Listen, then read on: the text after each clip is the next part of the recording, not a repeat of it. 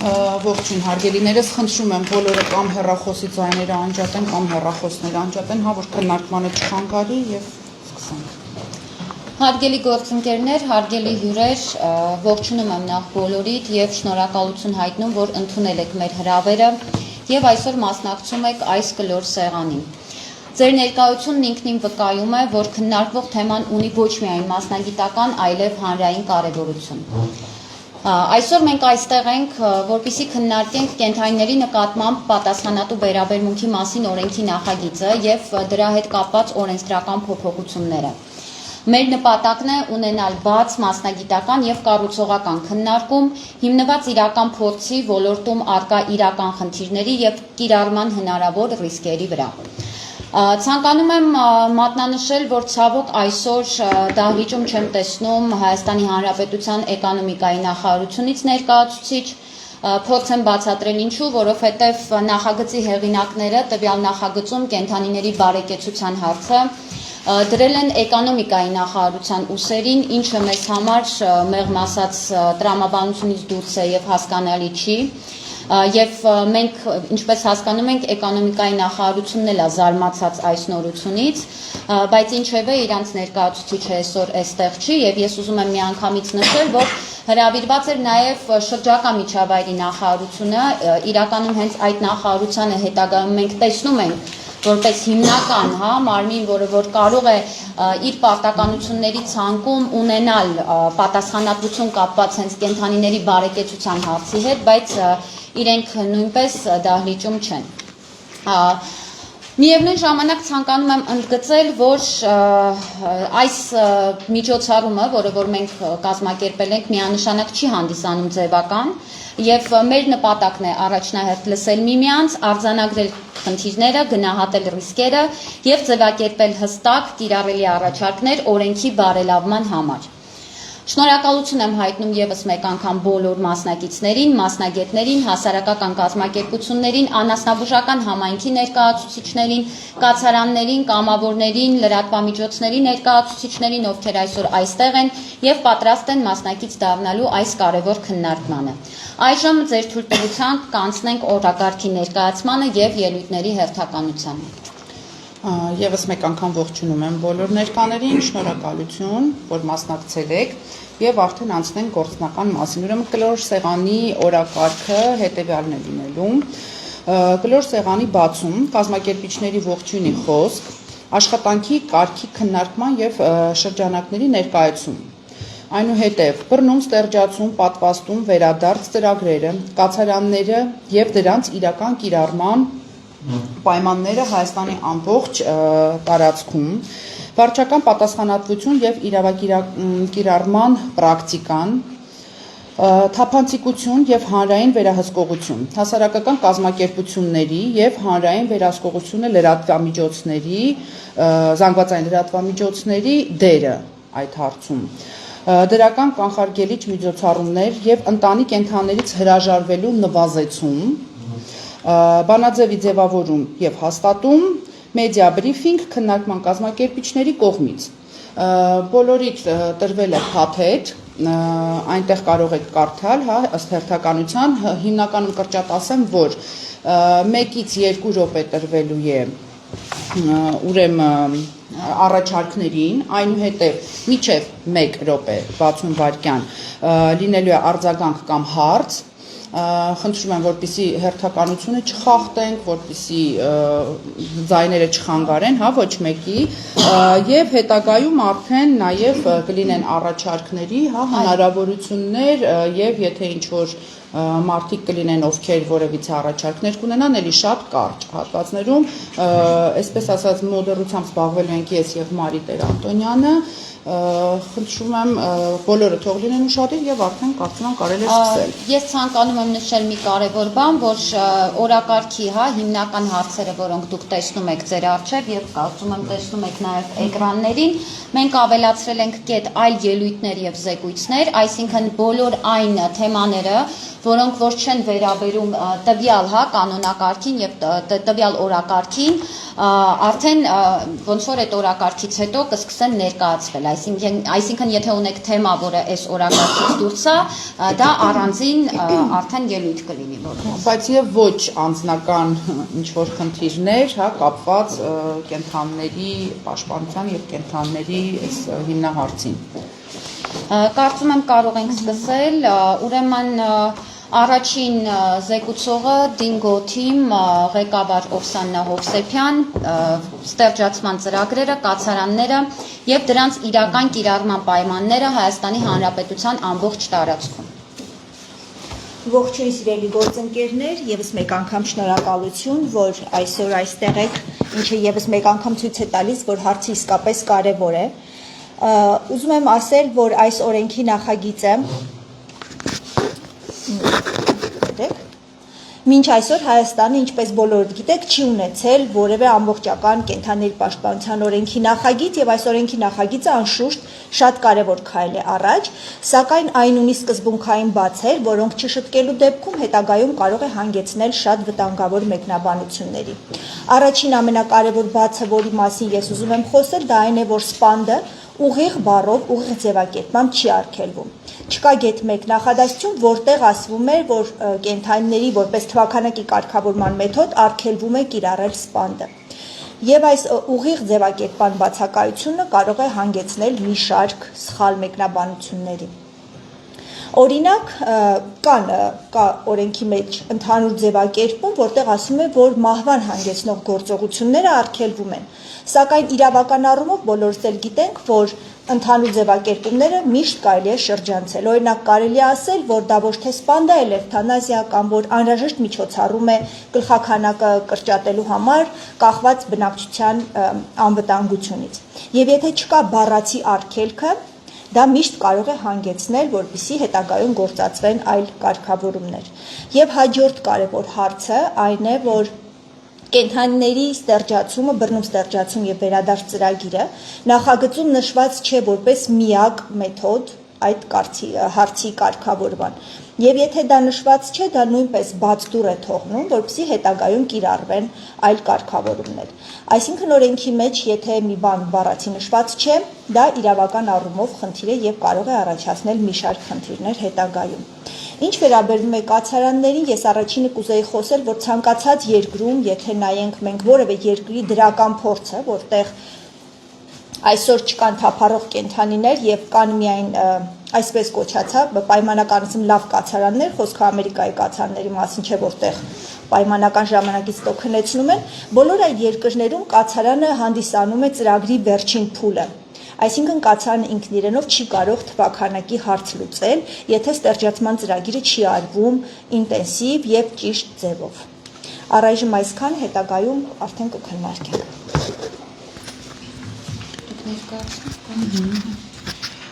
Վարչական պատասխանատվություն եւ իրավակիրական պրակտիկա։ Կան հարցեր,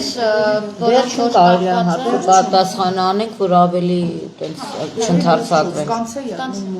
Конце вопросы ответили. Да что сейчас это будет длиться очень долго. Հաջորդիվ զեկույցը կներկայացնեն վարչական պատասխանատվություն եւ իրավակիրական պրակտիկա։ Վասիլի Մալյուկով եւ Նարե Արամյան։ Пожалуйста.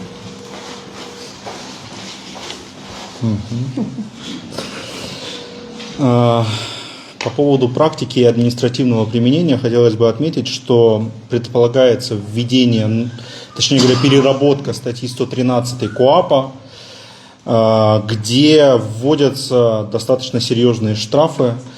10-кратные, 100-кратные МРОТу по КоАП. А в КоАПе МРОТ это 1000 драм. То есть штрафы там 50, 80, 100, 200, 400 тысяч драм. И все освещать не хотелось бы. Хотелось бы осветить 3 самые абсурдные нормы, о которых мы говорим последние 3 месяца. Ну, прежде всего, это вот пункт 5 про провоцирование животных и содержание несовместимых видов.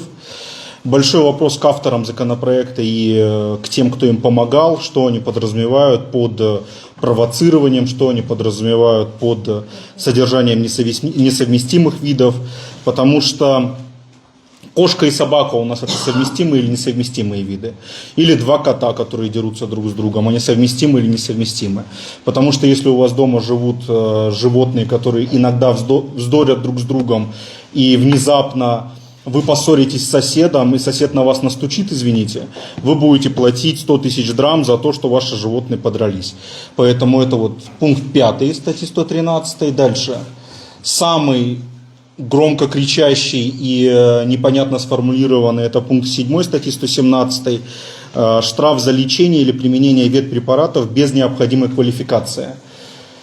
Подразумевается, если буквально читать то, что написано, что любое применение ветпрепаратов по отношению к животным, неважно, это бездомное животное, домашнее животное, будет караться штрафом в 200 тысяч драм.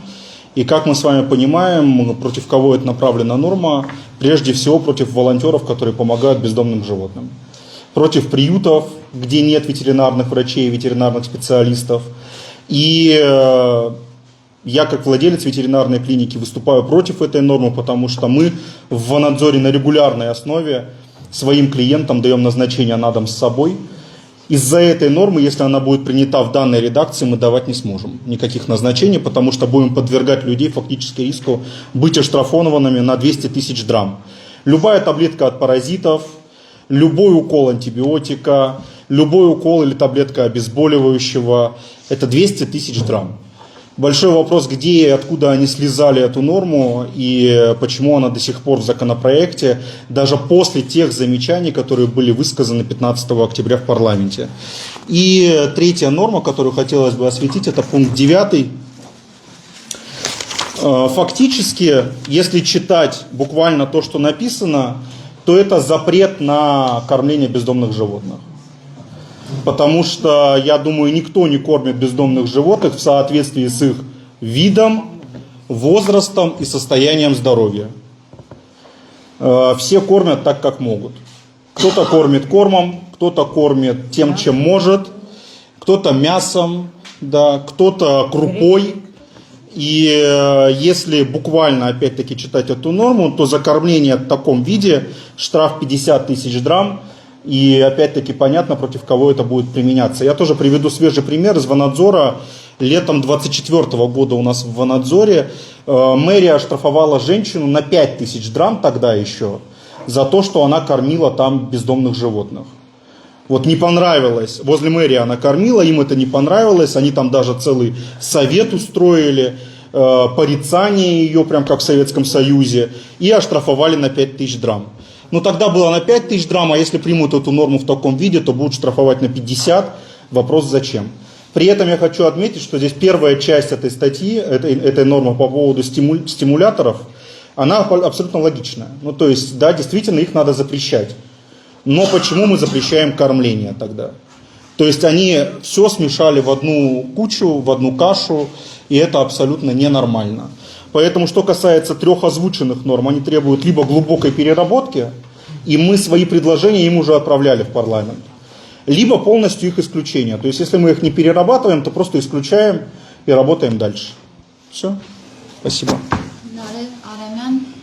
Это можно назад вернуться просто. Так не обязательно. Ուրեմն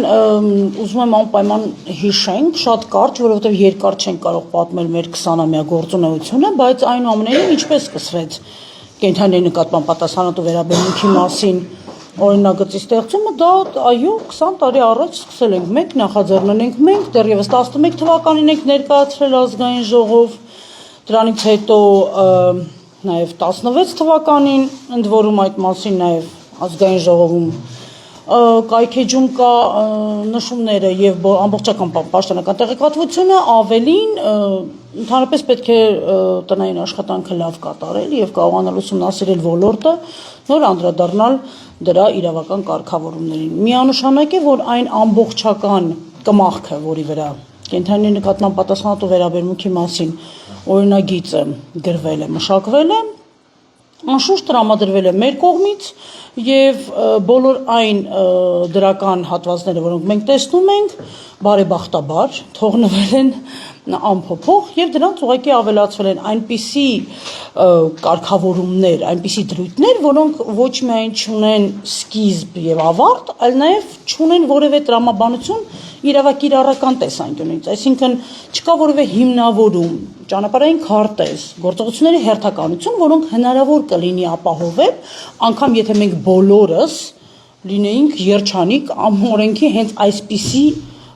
տեսքով ընդունման, այսինքն եւ արդարացումները, որ ոչինչ մենք կանենք փոփոխություններ հաջորդ տարի, դրա հաջորդ տարին եւ այլն, այնպես ինչպես քրեական օրենսգրքում եւս մեկ անգամ կարող եմ շեշտել մեր կողմից մշակված տրամադրված դաժան վերաբերմունքի դիմաց, հա, այսպես ասենք, պատասխանատվություն նախատեսող հոդվածն է այսօր տեսնում ենք որևէ կերպ չունի դաշտում իր որևէ օգուտը, թե հանրային բարոյականության եւ ընդհանրապես կարգի պահպանման տեսանկյունից եւ թե կենթանիների բարեկեցության, չեմ խոսում արդեն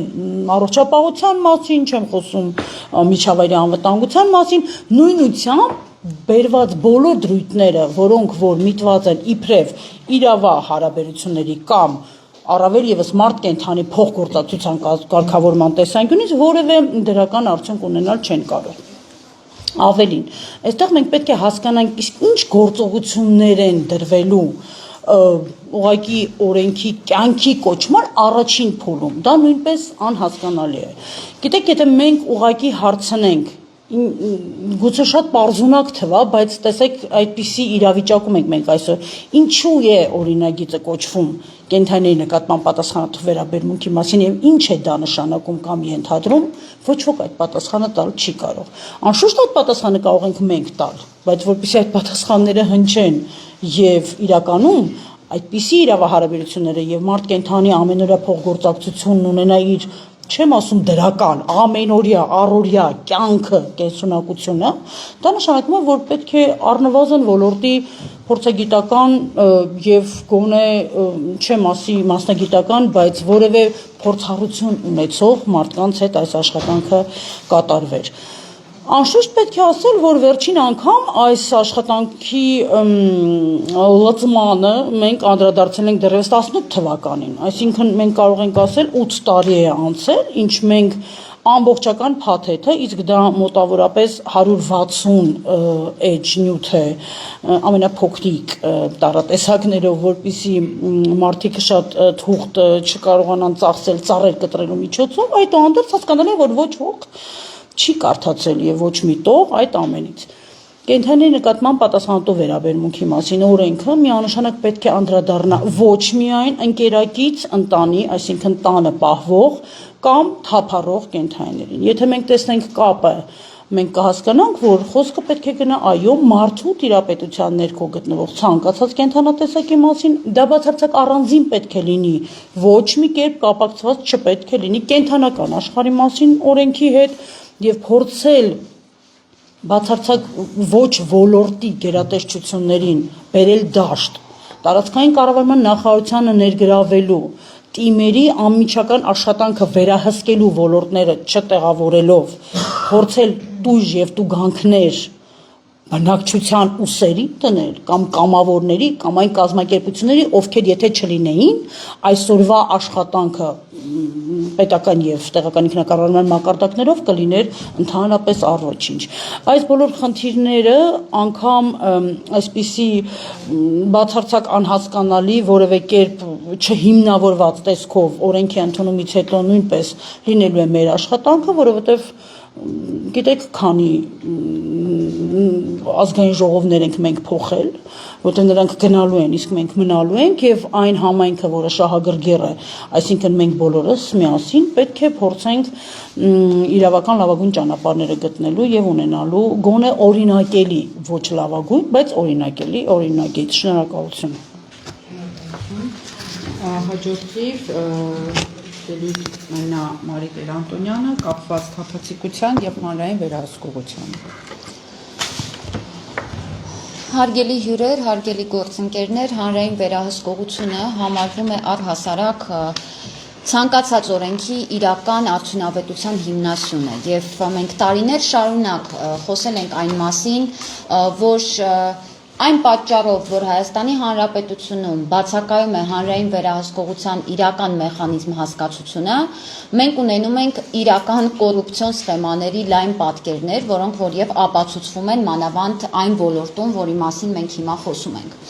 Կոնկրետ կենդանիների նկատմամբ պատասխանատու վերաբերմունքի օրինագծի մեջ այո արկա է հոդված, որտեղ գրված է, որ օրենքը սահմանում է հանրային վերահսկողություն։ Բայց ես ուզում եմ, որպեսզի բոլորդ արձանագրեք եւ մենք բոլորս արձանագրենք, որ հանրային վերահսկողություն հասկացությունը տվյալ նախագծի տվյալ խմբագրության մեջ կրում է զուտ հռչակագրային դեկլարատիվ բնույթ։ Այսինքն չկա սահմանված որևէ հստակ հանրային վերահսկողության մեխանիզմ, չկա առհասարակ բացատրություն եւ հասկացություն նրա, ինչպես պիտի աշխատի հանրային վերահսկողությունը, չկա հասկացություն ով է լինելու այդ առումով լիազոր մարմինը, ինչպես են ընտրվելու այդ վերահսկողները, ինչպես պետք է սահմանել եւ առհասարակ, ինչպես պետք է իրականացվի այն հասարակական կազմակերպությունների ընտրությունը, որը որ պետք է լինի այն աշխատանքային խմբում, որը որ լինելու է հանրային վերահսկող եւ այդ խումբն էլ պետք է ժամանակ առ ժամանակ փոփոխվի։ Այսինքն որևէ կոնկրետացում տվյալ խմբագրության մեջ մենք չենք տեսնում։ Դրա փոխարեն մենք տեսնում ենք, որ հերթական անգամ ժողովրդավարական Հայաստանում, որը այսօր գնում է դեպի Եվրոպա, սահմանափակվում է եւ փորձ է արվում հերթական անգամ սահմանափակելու քաղաքացիների խոսքի ազատության իրավունքը։ Դա ապացուցվում է հանրային վերահսկողության շրջանակներում ներառված այն եզրույթով, որում ասվում է, որ հետագայում տվյալ օրենքի ընդունումից հետո մենք իրավասություն չենք ունենալու հրապարակելու կենդանիների նկատմամբ դաժան վերաբերմունքի դեպքերը, իրավունք չենք ունենալու հրապարակելու այն ամենը, ինչ մենք այսօր արձանագրում ենք, հրապարակում ենք եւ ստեղծում ենք այդ առումով հանրային ռեզոնանս, ինչի շնորհիվ է միայն որ որոշ գործերում ունեցել ենք որոշակի առաջխաղացում եւ հաջողություններ։ Առանց հանրային ռեզոնանսի ես ուզում եմ, որպեսզի բոլորս արձանագրենք, որ տվյալ բոլոր գործերը ցավոք սրտի չեն քննվելու պատշաճ ձևով եւ դա միանշանակ է ու պարզ բոլորիս համար։ Բացի այդ, ես ցանկանում եմ շեշտել, որ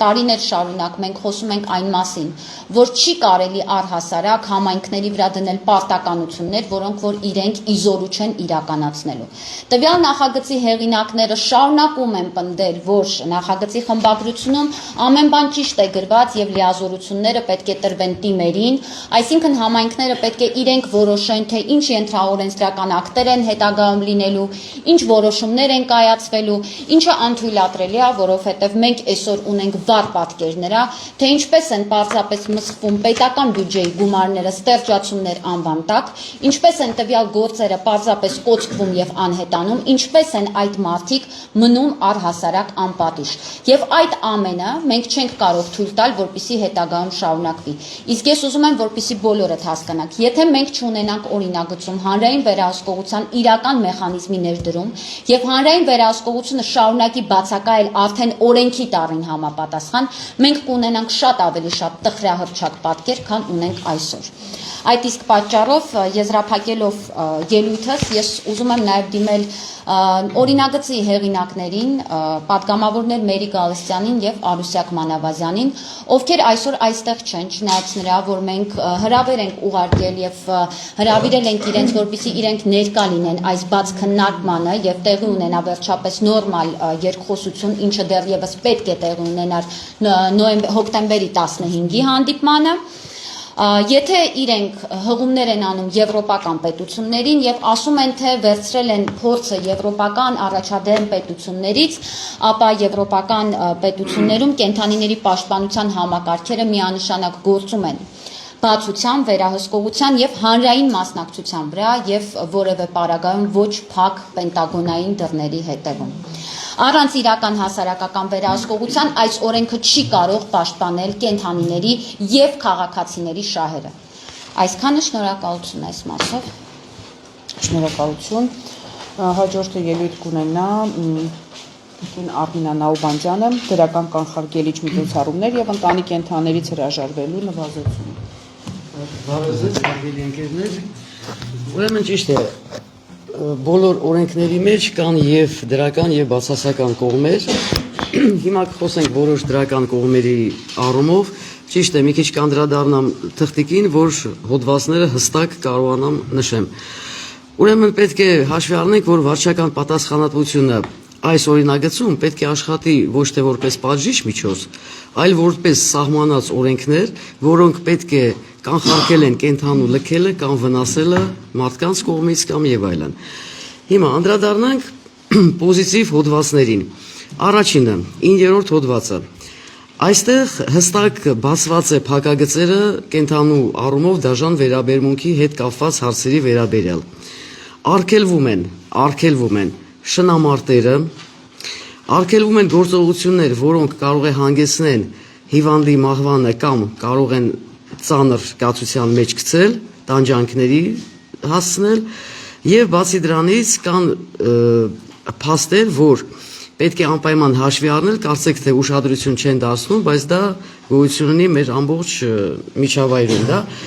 վիրաբուժական միջամտությունները առանց ցավազրկման,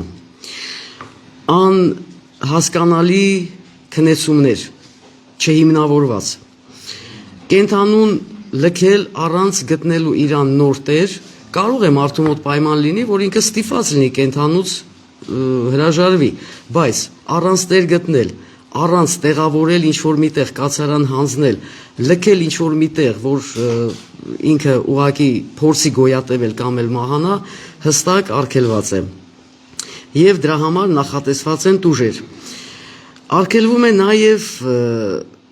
վարժեցումը, որը գնում է ցավի կամ կենդանու սովամահանելով կամ ինչ-որ մի ձևի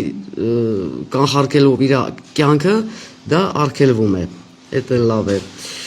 Հետագայում չի կարելի կիրառել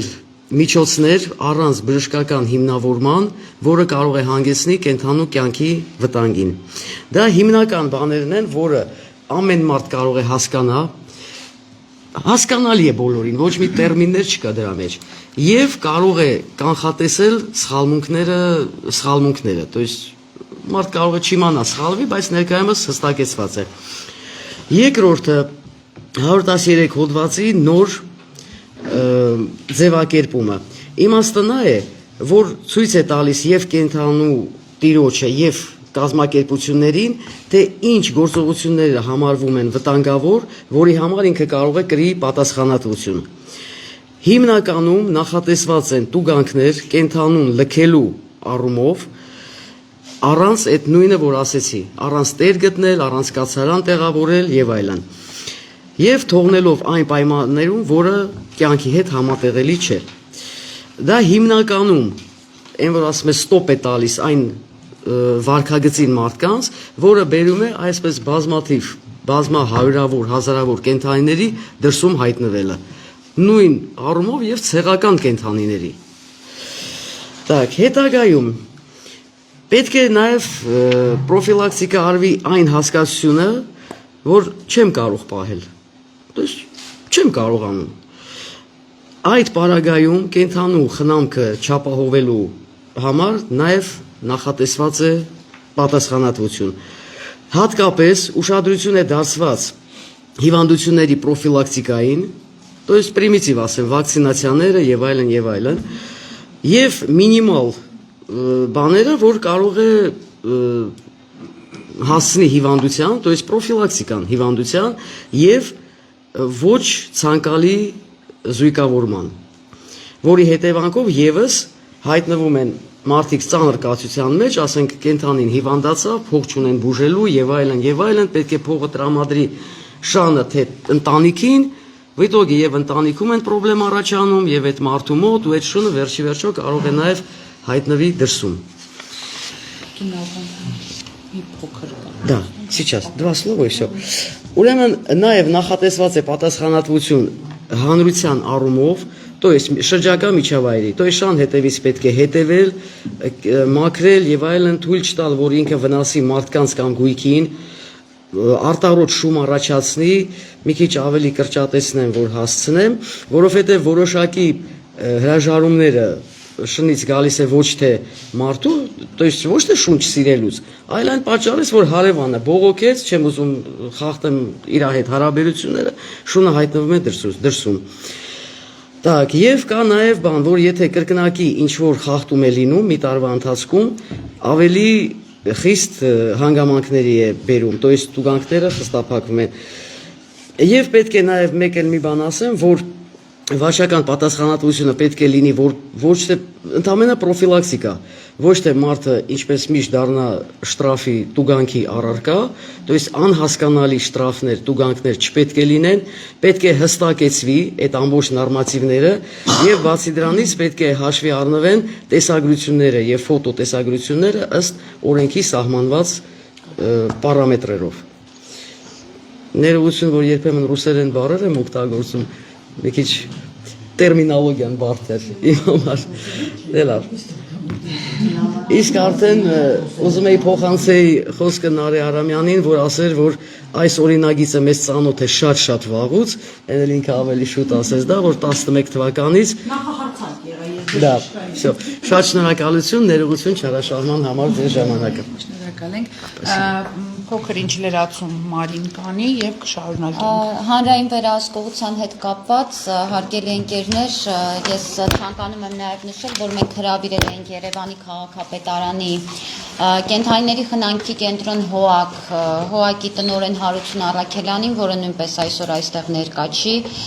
եւ ես բացարձակ զարմացած չեմ, բայց ցանկանում եմ մատնանշել, որ հանրային վերահսկողությունը եւ դրա բացակայության վառ օրինակներից մեկը հենց մայրաքաղաքում Երևանում վերաբերում է հենց Երևանի կենթանիների խնամքի կենտրոն ՀՕԱԿ-ին, որի աշխատանքների հետևանքով մենք ունեցել ենք տարիներ շարունակ բազմաթիվ ահազանգեր անհետացած կենթանիների մասով, բազմաթիվ այլ ահազանգեր եւ մեր մուտքը տվյալ կառույց բացարձակապես արգելված է, մենք իրավունք չունենք մուտք գործենք եւ պատկերացրեք դա միայն դեռ մեկ ՀՕԱԿ է, իսկ նախագծով եւ առհասարակ նախատեսվում է Հայաստանում կառուցել պետական կացարաններ ոչ միայն Երևանում, այլ նաեւ այլ համայնքներում եւ պատկերացրեք թե ինչ են դառնալու այդ կացարանները, որոնք որ չեն վերահսկվելու հանրության կողմից եւ ինչա կատարվելու այդ պատերի ներսում, ես նույնիսկ վախենում եմ մտածել։ Սա էր հավելումը, սա նույնպես ոնց որ հիմքաներ է, որ հանրային վերահսկողությունը անխուսափելի անհրաժեշտություն է մանավանդ մեր պարագայում։ Հաջորդիվ Մարինա Պողոսյանը ցեկույց կունենա։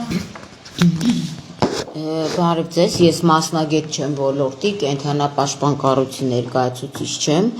բայց կարծում եմ, որ շատ կարևոր է այստեղ գտնվելը, միգուցե մի փոքր ավելի երկար լինի, որտեղ այն ինչ որ խոսացվեց, ես որպես միշտ կոռուպցիայի դեմ պայքարող մարդ, ես այս օրենքը գտնում եմ, որ ինքը շատ կոռուպցիոն օրենք է, ու հիմա ես դա կապացուցեմ։ Նախ ուզում եմ շնորհակալություն հայտնել քննչական կոմիտեի ներկայացուցիչին, որ ժամանակ է գտել եւ եկել մասնակցել է։ Ես այստեղ քննչական մարմինների դերը շատ եմ կարևորում, որտեղ մենք խնդիր ունենք այս օրենքում։ Ինձ թվում է բոլորը կհամաձայնվեն։ Կենթանին լեզու չունի։ Կենթանին, եթե կենթանի նկատմամբ բռնություն է կիրառվել, դաժան վերաբերմունք է կիրառվել, ի վերջո կենթանին մահացել է եւ այլն, մենք այդ դեպքերը թե Արարատի, այդ կատուներ, թե ընդհանրենք այդ շունը, որ սա քաշ էր տվել հետևից, թե չմազնում կացնահարված շները, հիմա նայեք, գույք է որպես ինքը դիտարկվում եւ բնականաբար, ասենք հաղորդում տվող անձը չի կարող լինել դժողի ներկայացուցիչ, որը մեր համար շատ մեծ բաց է, որտեղ ասենք այն մարդը, որ հաղորդում է տվել, ինչ անշնակում դժող այդ մարդը ցավ է ապրել այդ գործողությունից, հստակ գրված է դժողը որ մարդն է, դժողը պարտադիր չի, որ չգիտեմ իրան սպանած լինեն կամ դժողի ներկայացուցիչ, այսինքն եթե ես ցավ չապրեմ այդ կենթանու համար, կատվի համար, որ տանջել են, 100 անգամ մենք միջնորդություն ներկայացրեցինք, բայց մարդիկ քառակուսի են նայում, որ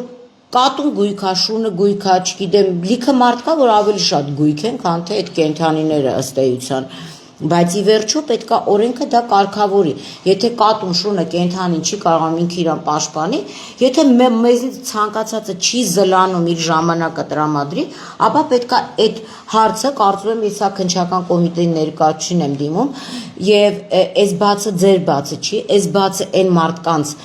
օրինագծի բացն է, որ իրանք երևի խոհանոցում նստել են, կոֆե խմել են, որոշել են copy-paste-ով օրենք գրեն, ու ես դա հիմա հստակ եմ ասում, որտեղ այս օրենքը բացառապես անատամ օրենք է, չունի որևէ գործիքակազմ, որպեսզի մեջի գրածներ նույնիսկ կենթանության կոչվի, թե ոնց պետք է արվի։ Այսինքն սլոգաններ արած, իմ մոտ տես տպավորությունն է, կոռուպցիան որտեղից է սկսվում։ Ուրեմն կոռուպցիան ոչ մենակ կաշառք տալն է, ոնց ընդունված է մեր հանրության մեջ, այլ նաև մասնագիտական անգրագիտությունը, դա եւս կոռուպցիայի դրսևորում է։ Դա ամբողջ աշխարհը գիտի, եթե падգամավորներինց հետ համաձայն չեն, թող կարդան եվրոպական օրենքները, թող կարդան ամերիկյան օրենքները, Անտարկտիդայի օրենքները, բոլոր օրենքներում կոռուպցիան հստակ, դա մասնագիտական անգրագիտության դրսևորում է, բայց մյուս կողմից падգամավոր են, իրանք պարտադիր չէր, որ իմանային բոլոր այն խնդիրները, որ կա։ Ես այսքան տարի այս համայնքի հետ քիչ թե շատ շփվում եմ, բայց ես կենթանապաշտպան չեմ, ես չեմ կարող ներկայացնել ոնց որ Վասիլինա ներկայացնում, ոնց որ Դինգոնա ներկայացնում, ոնց որ Մարինա Գոհարը, որտեղ իրանք ամեն օր են շփվում։ Դրա համար ընդհանրապես պետք է կոլեգիալ քննարկում անել եւ ոստիկանության հետ։ Ոստիկանությունը այսօր չկա, բայց միշտ մեծ սիրով արձագանքել է մեր բոլոր զանգերին, ստեղ որևէ մեկը չի կարող ասի, որ չի եղել այդ բանը։ Ոստիկանության ներկայացուցիչները իրանց խնդիրները կներկայացնեն, որ մենք առավոտից գիշեր, ես 100 անգամ եղել եմ գիշերն եմ զանգել ոստիկանություն։ Քննչական մարմինների հետ պետքա քննարկվեր, բայց օրենքը ստեղծում է տպավորություն, որ օրենքը օրենքի համար, գործ անելու համար եւ այս օրենքը նրա համար է, որպեսզի ստեղծի։ Ես հիմա ուզում եմ անդրադառնամ բոլորի ասացին, եթե թույլ տաք, ու հետո իմ առաջարկ անեմ։ Այսինքն օրենքը նրա համար, որ ինքը ուղղակի լինի օրենք, որ իրանք իրենց նստաշրջանում մի հատ պտի չկա, գալը չկա, գիծ, պրոչերկ, կլոր, եռանկյունի դնեն, որ իրանք գործ են արել։ Բայց չի կարելի եւ այստեղ է գալիս այն, որ չկա տուժողի ներկայացուցիչ, չկա կենթանու ներկայացուցիչ, որը մենք Հայաստանում չունենք։ Ես բազմիցս առաջարկել եմ, որ Հայաստանում ներդրվի կենթանիների օմբուդսմենի ինստիտուտ, ոնց որ կա մարդու իրավունքների պաշտպան, թեժ գծով 116-ա, չգիտեմ ինչա, ասեմ ինչի համար Ժորժ ջան, որովհետեւ բացի նրանից որ ձեր բոլորից զանգում են, այդ նույն զանգերից ես էլ եմ ստանում, գիշերը 1-ին, 2-ին, 4-ին առավոտ, բայց այդ զանգերը մենք չենք կարողանում քարտեզագրենք։ Հիմա քննչական կոմիտեի ներկայացուցիչը գիտի չէ, հարցնեն ասեն այս տիպի հանցագործությունները Հայաստանի այս շրջանում ավելի շատ է, քան այստեղ տոկոսային հարաբերություն։ Ի վերջո, ամբողջ քարտեզը տեսնելու համար մենք պետք է ունենանք մի մարմին, որտեղ գրանցվեն այդ բոլոր ահազանգները։ Սիսանից կլինի, չգիտեմ, Սևանից կլինի, չգիտեմ, Արարատի մարզից կլինի եւ լինի արագ արձագանքման որոշակի խումբ լինի կամ եթե մենք ունենանք այդ ինստիտուտը, հավատացեք, եւ այս բոլոր հանցատիպերը, հա, ավելի կնվազեն, եւ քննչական կոմիտեին չենք ծանրաբեռնի, եւ մենք չգիտենք, այսինքն ամեն մեկը գիտի այնքան, ինչքան իրան զանգում են, Դինգոն ավելի շատ գիտի կամ Մարին գիտի կամ Նարեն գիտի, բայց մենք չունենք պատկեր։ Դրա հետ միասին նաև ես վաղուց առաջարկել եմ, որպեսզի Հայաստանում լինի զոոպատրուլ։ Այսինքն, որ մենք ոչ թե զանգենք անընդմեջ են ոստիկանության համայնքային ոստիկանության աշխատակիցներին, որ մեկը գնում է ապարզանի, մեկը խուլիգանության։ Ի վերջո, կա այդ մեխանիզմը, լինի զոոպատրուլ, այս մեծ ծախսերի ու միլիարդավոր պարգևավճարների մեջ մեկը կարա շաբաշ տա այդ զոոպատրուլը ստեղծի, որովհետեւ մեկը ինչ չասի, որ մեր երկրում գումար չկա այդ զոոպատրուլը ստեղծելու, որովհետև դա կլինի այն գործիքակազմը, որով մենք կկարողանանք ցանկացած օրենք աշխատացնել։ Ուղղակի օրենք գրել թղթի վրա տանել, նստաշրջանին ասել ես օրենք եմ գրել։ Այդտենց օրենք սկի կարանք տունը նստենք, ամեն մեկը սիրիկունը գրենք, առավոտը բերենք։ Փառք Աստծո, իսկուսственный ինտելեկտը կա, ինքը լավ թարգմանում է։ Եթե իսկուսственный ինտելեկտից էլ չեն կարողանում օգտվել, Safari, Mafari, միտեղ մի հատ հարց բան հարևանին չգիտեմ, մեկին կտան կգրեն։ Այսինքն, հենց սա ինքը իրանից կոռուպցիա է։ Այս օրենքի մեջ իմ համար կա շատ վտանգավոր բան, որ ունի երկու կողմ, եւ բարոյական կողմ, եւ կոռուպցիոն կողմ։ Երբ որ ասում են կենթանիներին չի կարելի կերակրել փողոցի կենթանիներին։ Ուրեմն մենք որ փոքր էինք, ես տարիքով մեծ եմ, մեծ դպրոցներում Ալբերտը չի թողնի, որ ես սուտ խոսամ, պարոն Ներսյանը ինքը ստեղ է։ Մեծ դպրոցներում սովորացնում են սկվարիչնիկներ սարքել, ծիտիկներին կերակրել, շներին կերակրել, կատուներին բերել տուն եւ այլն եւ այլն եւ այլն։ Այսինքն դա էմպաթիա է, դա սովորական մարդկային վերաբերմունք է, մարդ բնություն, մարդ կենթանի։ Եթե մենք մնանք առանց կենթաների, մենք կդառնանք ռոբոտ, chat GPT։ Կսենց քայլող chat GPT-ներ կդառնանք։ հա, բայց թե բնություն չկա, կենթանի չկա, էմպաթիա չկա, դու տեսնում ես շունը սոված է, ասում ես ես որ կերակրեմ, Մերին ու Արուսյակը որոշել են, որ իստի շտրաֆ մուծեմ։ Հիմա նայեք, նույն պարեկի գաղափար իրանք յուրացրել են, բայց իրանք գիտեն, գայի ինսպեկտոր են, կանացնել, կողվերցնել, ոնց կարելի է կենթանուն կերակրելու համար, մարդուն ասել փող, եթե իրանք գտնում են, որ մեր մենյուն սխալ է, իրանք կարող են մենյու կազմել, որ ասենք բուլդոգին էս դիտակես ու դրա համար, հա, բա, այսինքն տենաս կենթանին սոված է, Տուժողի ներկայացուցիչ չունի, իրան հարցնես ինչ ես ուզում ուտես, ինչ կա, հետ էլ տալիս ես որ ուտի։ Այն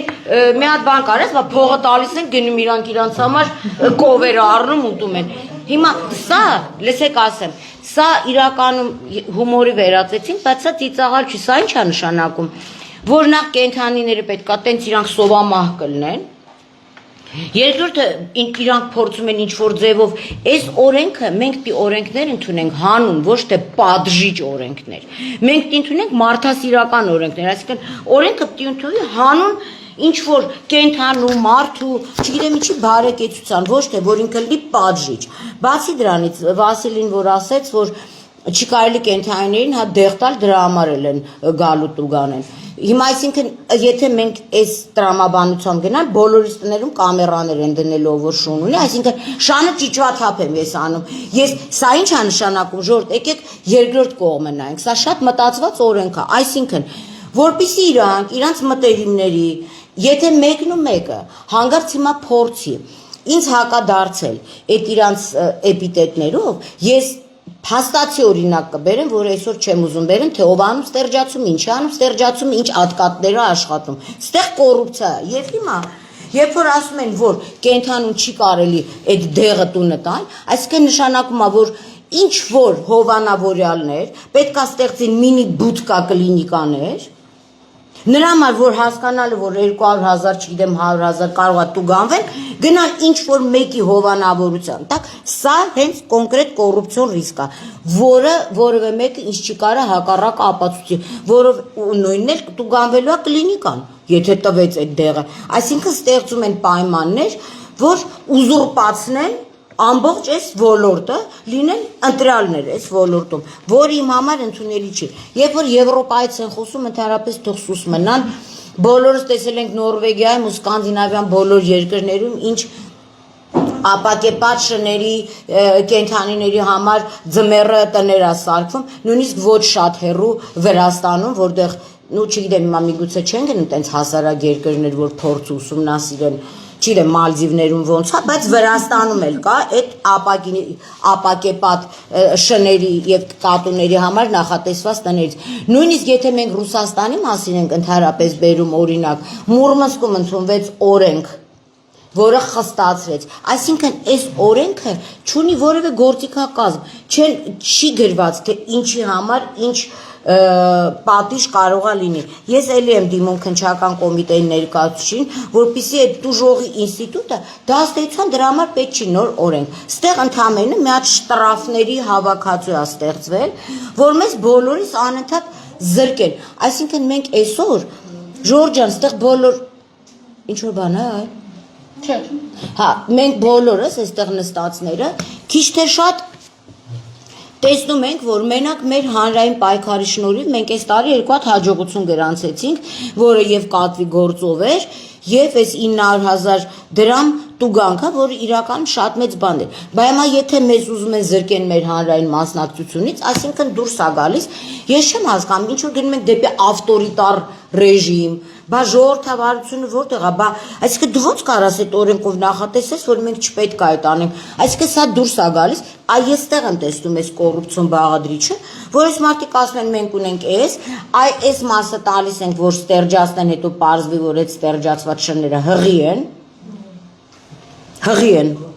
Ես չգիտեմ, ես չեմ պատկերացնում, իրանք իրանց տնեցիկին տենց են ստերջացնում, որ ինքը հղի անում են։ Ոնց կարող է ստերջացված մարդը կենթանին, չգիտեմ ինչը հղի լինի։ Այսինքն սա հենց կոնկրետ քննչական կոմիտեին է վերաբերվում։ Չէ, խոսացեք հետո։ Որովհետև դա կոնկրետ հաղորդումները հանցագործության մասին։ Եվ եթե այսօր պետք է մեր բերանը փակեն, որ մենք դա չբարձրաձայնենք, Դե նա ինչ ուզում է թող անեն։ Ես այստեղ մի հատ էլ խնդիր կա, որ առ այսօր մենք հարցրել ենք, թե նույն այդ օրենքն ընդունած տիկիններին հարցրել ենք, թե օրենքում հետ է քննարկվել։ Ի վերջո ցանկացած օրենսգիրք Եվ էլ եմ ասում, անդադ ես ներկայացուցիչին եմ ասում, որ ինքն է միակ մարդը, որ մեր այս խմբից չի։ Ցանկացած օրենագիծ եւ որ պետք է ընդունվի, պետք է տեղ լինեն տարբեր տեսակի կազմակերպություններ, հասարակական կազմակերպություններ, ոլորտի նեղ մասնագետներ, ասենք չի կարա քրեական օրենսգիրքը ընդունվի, ես ու Գոհարը գնանք նստենք քրեական օրենսգիրք ընդունի, ոլորտի մասնագետ է պետք, ոչ թե ըստ face control-ով են կանչում,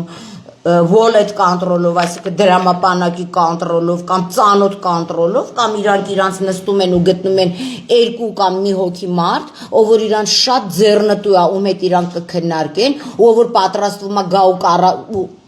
ստերջացման ծրագրեր անի, սա է կոռուպցիա։ Հիմա այդ մարդկանց հարց ենք տվել մենք, երբ ա եղել, մի ամիս դեկտեմբերին Դեկտեմբերին 100 հարցում աղարկվել բոլորի կողմից, թե դուք ում հետ եք քննարկել ոլորտի մասնագետ։ Առ այսօր չկա պատասխան։ Բա եթե փոխանակ այն մարդկանց, ովքեր օր ու գիշեր, ովքեր նույնիսկ պարտական չեն, ովքեր պարտավոր չեն, իրանց ամբողջ եւ գումարներն են դնում, եւ ջանք ու եռան չեն խնայում, եւ գնում են պայքարում են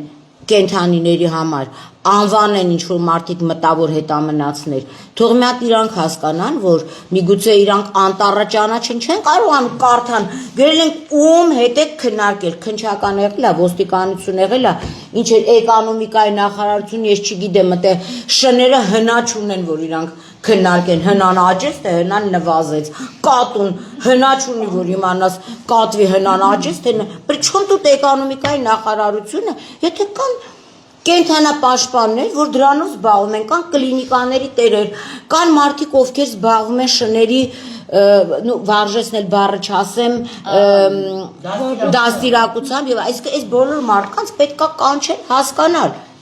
Ես օրինակ շուն պահող եմ, բայց ես մասնագետ չեմ, ինձ պետք չի կանչել, մասնագետները նստած են այստեղ։ Ես ուզում եմ ասեմ, սա բացարձակապես, եթե այս օրենքը ընդունվի, սա կլինի կոռուպցիայի դրսևորում, որովհետև էլ եմ ասում, բացարձակապես արդի պայմաններին, որևէ պայմաններին, որևէ երկրի չհամապատասխանող եւ որևէ հեղինակային այստեղ իրավունք չկա այն ինչ որ վերաբերում է պատասխանատու վերաբերմունքին, ինչ անշնակում պատասխանատու վերաբերմունք, եթե դու տեսնում ես շունը սոված է փողոցում մահանում է, եթե չես կերակրում, դա հենց անպատասխանատու վերաբերմունք, այսինքն սա օրենքը կենթանիների նկատմամբ անպատասխանատու եւ վայրենի վերաբերմունքի եւ հղի այս օրենքի ընդունումը կոռուպցիոն ռիսկերով։ Ես նորից եմ կրկնում, որ պարտադիր պետք է ստեղծվեն կենթանիների պաշտպանի ինստիտուտ, կենթանիների զոոօմբուդսմեն եւ պետք է լինի զոոպատրուլ, որը կզբաղվեն, էլ օրինակ ես այդտեղ շատ էգոիստաբար եմ դրան վերաբերում, որտեղ գիշերներ ինձ օր գիշեր զանգում են։ Ես ավել բան չունեմ ասելու, երևի թե շատ ասեցի, երկար խոսացի, ինձ կներեք։ Շնորհակալություն, ասելիքներ իրականում շատ են, ուղղակի ժամանակը կարճ է, հաջորդիվ խոսքը փոխանցվում է Գոհար Տեր-Անտոնյանին։ Բարև ձեզ բոլորին, ես շատ շնորհակալություն բոլորիցդ, որ այսօր ներկա եք մեր կլոր սեղանին, ես ուզում եմ անդրադառնամ շատ կարևոր մի հարցի, որը վերաբերվում է օրենքում կետ կա, Նարեկ ջան, որ խնդրեմ կետը գտնեիք, որտեղ պետք է վերահսկեն ստեղծման ծրագրերը մարզերում համայնքապետարանները։ Կետ կա, խնդրում եմ։ Ուրեմն ես երկու խոսքով ներկայացնեմ, ես չեմ ուզում ժամանակը մեր շատ սուղ է, պատմեմ 3 տարի ինչ գործով եմ զբաղված, այդ տենդերների հետ կապված, այդ խայտառակ կազմակերպությունների նորոգում Ադելշին, Կումնի, որոնք ինչ որ շինարարական կազմակերպություններ են, որոնք ընդհանրապես առնչություն չունեն կենթանապաշտպանության, անասնաբուժության կամ ինչ որ ընդհանրապես կենթանու հետ առնչություն չունեն, մասնակցում են Հայաստանի Հանրապետությունում մարզերում գնման այդ process-ին, իրանց տրամադրվում է գումարներ, մեծ գումարներ, 20,000, 25,000, 30,000 մեկ շան համար։ Վերցնում են այդ գումարները համայնքապետարաններից, վերահսկողությունը համայնքապետարանների վրա է, ուրիշ ոչ մեկ ոնց Մարին արդեն ասեց, ստեղի հուակի օրինակով տպավորություն է ստեղ հուակ, որ գնում եք, որ դուք գնում եք օրինակ Արմավիրի գաղութ, բայց ես ձեզ խոստանում եմ, որ ես կապացուցեմ, որ ես կարամ Արմավիրի գաղութ ավելի արագ մտնեմ, քան թե Երևանի հուակ։ Հուակ ոչ թե կարամ ավելի դանդաղ մտնեմ, այլ ընդհանրապես չեմ կարա мտնեմ։ Հիմա նույնը հիմա մարզերում է կատարվում։ Վերահսկում է համայնքը։ Ես կխնդրեի հիմա մեր Վասիլին, я прошу вас, Василий, чтобы я не очень долго рассказывала, где я была, что я сделала. Я хочу, чтобы вы поставили запись. Հիմա կտեղադրվի էկրանին վիդեո տեսանյութ, որի դիտելուց հետո ես ներողություն եմ խնդրում, որտեղ տեսանյութում արկա է արյուն, արկա է վիրահատության process, բայց ներողություն եմ խնդրում, ունենք այն ինչ որ ունենք, եւ որից հետո ես երկու խոսքով կարճ կներկայացնեմ։ Խնդրեմ։ Հարգարժան Սիսիանի քաղաքապետ, դուք չեք ամաչում, դուք գենդինը չեք մտնում, ես ուզում եմ հասկանալ։ Դուք ձեր բնակիչների աչքի առաջ, որոնք ամեն օր բողոքում են, որ շները բծում են իրանց, աղաղություն են վարախում, ագրեսիվ են, դուք գերինը չեք մտնում։ Այսինքն շունը 8 ձախով հղիա։ Խնդրեմ։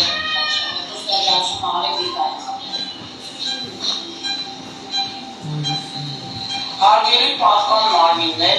ես հիմա ձեզ կնշեմ, ընկեր Հայաստանի Հանրապետության վարչապետ Նիկոլ Փաշինյան, Հայաստանի Հանրապետության դատախազ Աննա Վարդապետյան, Հակամարտության կոմիտե, ներքին գործերի նախարարություն, քննչական կոմիտե, որոնց քննիչները շատ սիրում են այս գործերը կոծկել, որտեղ երևի իրանք են լավ համանդից օգտվում։ Ես երկու արագ շարունակեմ, քանի որ ժամանակը սուղ է, ինձ զանգահարել են Սիսիանի կենթանապաշտպաններ, որոնք նաև դիմել են Դինգո թիմին, Դինգո Հարգելի կենթանապաշտպաններ, տվյալ բանի նորից շեշտեմ այսօրի համար կլիպսի համարը ֆայլը 3217 կլիպսի համարը 3217 Սա նրա համար դրվեց, որպեսզի մանիպուլացիաներ ունենան եւ երևա հատուկ ենք ֆիքսել, որ կենթանին վիտակավորվել է եւ ունեցել է նույնիսկ համարանիշ Սիսիանի ստեղծման տենդերի շրջանակներում եւ ահա արդյունքը։ Նայեք, Սիսիանի կենթանապաշտպանները դիմել են Դինգո թիմին, դիմել են մեզ, մեր դոգմա կազմակերպություն, Դինգո թիմի հետ համատեղ փորձել ենք հասկանանք ինչ է կատարվում, ուղարկվել է սկզբից մեկ շուն Դինգո թիմի օգնությամբ Երևան, այդ շունը վիրահատվել է Վետ Ելենայի մոտ, պարզվել է, որ օրգանները բոլոր ձվարանները, արգանդը են, ինչ որ պետք է ծնելու համար արկա են, հղի չի եղել, բայց արկա է եղել բոլոր օրգանները եւ եղել է տարբերանշանով, որից հետո ստացվել է նորից ահազանգեր, ես 3 օր առաջ մեկնել եմ Սիսիան, դրանից հետո 2 ամիս առաջ տրվել է հաղորդում հանցագործության վերաբերյալ այդ շան մասով, որը Դինգո թիմը ուղարկել է ստեղծման, ինձ կանչել է քննիչը 3 օր առաջ ցուցմունք տալու, ես մեկնել եմ Սիսիան եւ ճանապարհին Սիսիանի ստացել եմ բազմաթիվ ահազանգեր, որ տվյալ պահին կան արկա կլիպսով շներ, որոնք ցակերով այնտեղ հղի են, արդեն ծննդաբերել են, հղի են եւ այլն։ Շները ես չեմ ալարել, 3 օր մնացել եմ այդ փոթորիկին այնտեղ, հավաքել եմ այդ բոլոր շունիկներին, մեր բոլոր կենթանապաշտպանների օգնությամբ մեր Ձինգո թիմի, մեր անհատ կենթանապաշտպանների, որոնք կազմակերպել են այդ տեղափոխման դրամահավաքները, որ քաղաքապետարանը այդ ամեն շան համար դուրս է գրել 25,000 դրամ։ Այսինքն Women ՍՊԸ, Էդվարդ Նազարյան ՍՊԸ, բժիշկ Վիկտորիա Հակոբյան ՍՊԸ մասնակցել է տենդերին, տենդերով շահել է X 400 շան ստեղծման ծրագիր։ Ամեն շան համար ստացել է քաղաքապետարանից 25,000 դրամ։ Օրինակ, միգուցե 23, միգուցե, միգուցե ինչ որ մի 1000 դրամ էս կողմ են կողմ եւ այլն։ Ինչ է արել այդ ՍՊԸ-ն։ Քաղաքապետարանի բարձր հովանու ներքո շներին տեղափոխել է Սիսիանի կողքը գտնվող մի հատ գյուղի գոմանոց, որտեղ առանց նարկոս բացել է շամփորը, ոչ մի գործողություն չի կատարել, ոչ բժշկական թելերով, ինչը վկայում է վետ Ելենայի եզրակացությունը, կարել է այդ նույն բացած փորը, այսինքն առանց որևէ գործողության եւ առանց նարկոս, կպցրել է 300 դրամանոց կլիպսը ականջին եւ բերել է հետ իջացրել է Սիսիան քաղաք, 25,000-ը դրել է գրպանը։ Եվ դուք պատկերացնում եք Հայաստանի Հանրապետությունում ինչքան կան Էդվարդ Նազարյաններ։ Ասեմ, որ կա Women Վիրապ Սեթրակյան, որը ունի մոտ 18 հատ ՍՊԸ, Սեթրակ Վիրապյան, Նորոքում ՍՊԸ, Կումնի ՍՊԸ, Ադելշին ՍՊԸ, Սոլարիս ՍՊԸ, Ջանդամ ՍՊԸ, այդ բոլորը իր սեփականությունն է։ Մարտունի քաղաքում ինքը այդ տենդերին մասնակցում է Ադելշին ՍՊԸ-ով, Գյումրիում Կումնիշին ՍՊԸ-ով, Հաջնում Ադելշին ՍՊԸ-ով, չգիտեմ որտեղ Սոլարիս ՍՊԸ-ով, Հրազդանում։ Մասնակցում է ինչ անում։ 3 տարի է ամբողջ համացանցում ես եմ։ Ես չգիտեմ ինչի քննչական կոմիտեն անընդհատ կոծկում է այդ գործերը։ Ինձ թվում է այսօրվանից հետո էլ առիթ, երբ որ արդեն ուղիղ եթերով վիրահատություն անցկացվեց, հիմա արդեն կամաչեն կոծկեն եւ հակակոռուպցիոնը եւս։ Սա ջաջուրն է, նայեք։ Ահա, նայեք, ջաջուրն է, սա եվրոպական կլինիկա է, ես եմ նկարահանել, որտեղ տեղափոխվում են Կումնի ՍՊԸ, Նորոքում ՍՊԸ, Ջանդամ ՍՊԸ, իրանց կողմից շներ, ստեղծման նպատակով, խնդրում եմ ուշադրություն դարձրեք, գոմ նախատեսված կովերի համար արկա չի ոչ պահարան, ոչ վիրահատական սեղան, ոչ հիգիենիկ պայմաններ, ընդամենը կովերի համար նախատեսված գոմ, խնդրեմ, տանիքը կիսատ պրատ, նայեք, ստեղ կատարվում են ստեղծման աշխատանքներ, հիմա ասեմ ոնց են կատարվում, այս նախագծի օրենքով, որ վերահսկողը համայնքապետարանն է, հիանալի կետ են մտցրել, գիտեք ինչ են մտցրել, Մարինա Պողոսյանը լրիվ իրավասու է, այս օրենքը նոր փող լվանալու համար ստեղծված օրենք է, որ ես ասեմ, շների, կենթանիների վերաբերյալ թեման, այս վերջերս է դարել ակտուալ, մանավանդ որոշ պատկան մարմինների ազգային ժողովների կուսակցությունների համար, որովհետև շուտով գալիս են ընտրություններ, մտավախություն կա, որ ընտրություններում միգուցե, ես չեմ ուզում քաղաքականացնեմ, որևէ ինչ որ մեկը պարտվի կամ կրի, եւ քանի որ կենթանապաշտպանների համայնքը մեծ է, դա ընդամենը աչոք հավաքել է խեղճ շների հաշվին։ Բոլորը ակտիվացել են, բոլորը իրանց մեքենաների մեջից ուղիղ եթերներ են մտնում, շունը կծեց, շունը այստեղ շներ են, Գյումրիում են օրը պատգամավորը, իր մեքենայից նստած, ելույթ է ունենում, որ իր կողքը շներ են եւ ինքը չի կարողանում մեքենայից իջնի, բայց այդ նույն պատգամավորը ազգային ժողովում չի բարձրացնում այն հարցը, որ Կումնի ՍՊԸ-ն է հաղթել տենդերը Գյումրիում, արդեն գիտեք քանի տարի, եւ Կումնի ՍՊԸ-ն ըստ պայմանագրի մոտ 1000 շուն արդեն պետք է ստեղծած լիներ Գյումրիում, բայց քանի որ չի ստեղծրել, փողերը յուրացրել է, այդ շները շրջապատել են իր մեքենան։ Ինչ եմ ուզում ասեմ, որպեսզի շատ չերկարացնեմ, վերջացնեմ, օրենքը լիովին կոռումպացված օրենք է, Եվ ամենակարևոր կոռումպացված կետերից մեկը, որ տենդերների ամբողջ գործնեությունը պետք է շարունակի վերահսկել համայնքապետարանը։ Դա խայտառակություն է ուղղակի փաստացի կադրերով։ Շնորհակալություն։ Շնորհակալ եմ։ Ես ներողություն եմ խնդրում, եթե հնարավոր է ճշտող հարցա, ողջունում եմ նույն բոլորիդ, շնորհակալ եմ քննչական կոմիտեի մեզ քննարկման մասնակից դարձնելու համար, նպատակականություն է ուղղակի լավ ներկայացնել եւ խնդիրների առարկայական ծանոթանալ, հասկանալ ըստ էության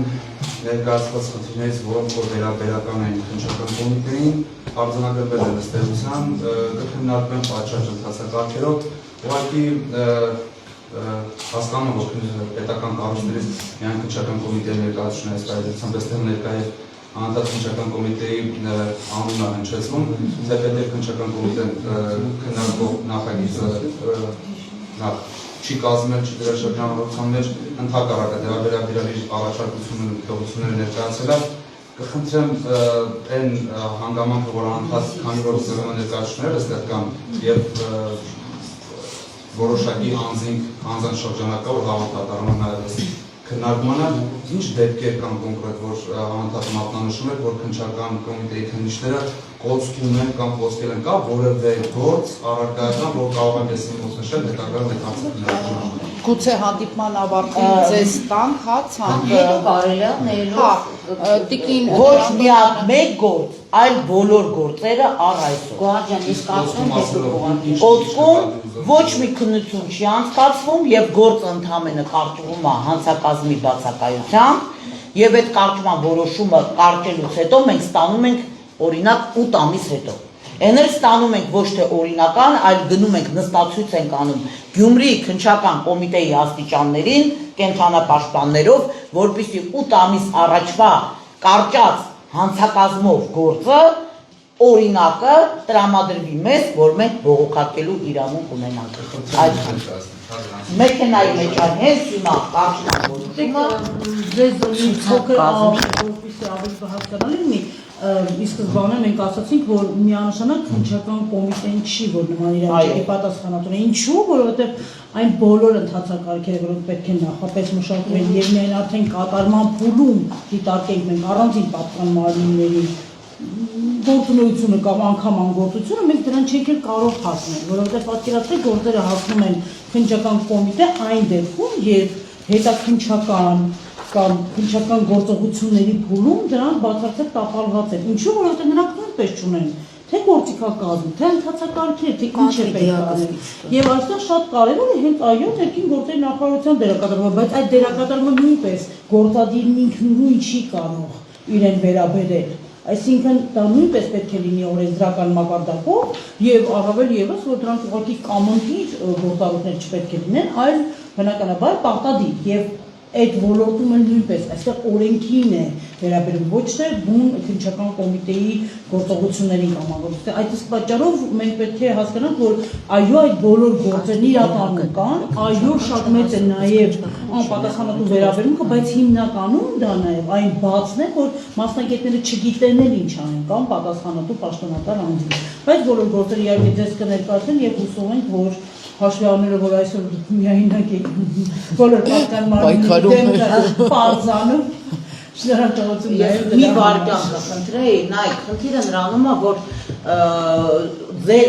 այս օրենքն է, որը իրավաբանությանն է վերաբերվում, ես իրավաբան չեմ,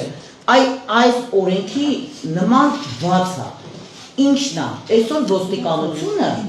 իրավասու չի որևէ գործողություն կատարելու։ Նայ, ես գնում եմ ոստիկանություն, հաղորդում եմ տալի, որ այսինչ փողոցում 25,000 դրամ տենդերով վերցրած մարդը, որը դրել է ջեբը շունը կլիպսով, ծննդաբերել է ձակ, օրինակ։ Հիմա ես կանգնած եմ այդ շան մոտ, ձակերը իմ կողքն են։ Ոստիկանությունը ասում է, ոչինչ, թող այդ շունը կանգնի այդտեղ ձակերով, դու արի հաղորդում տուր։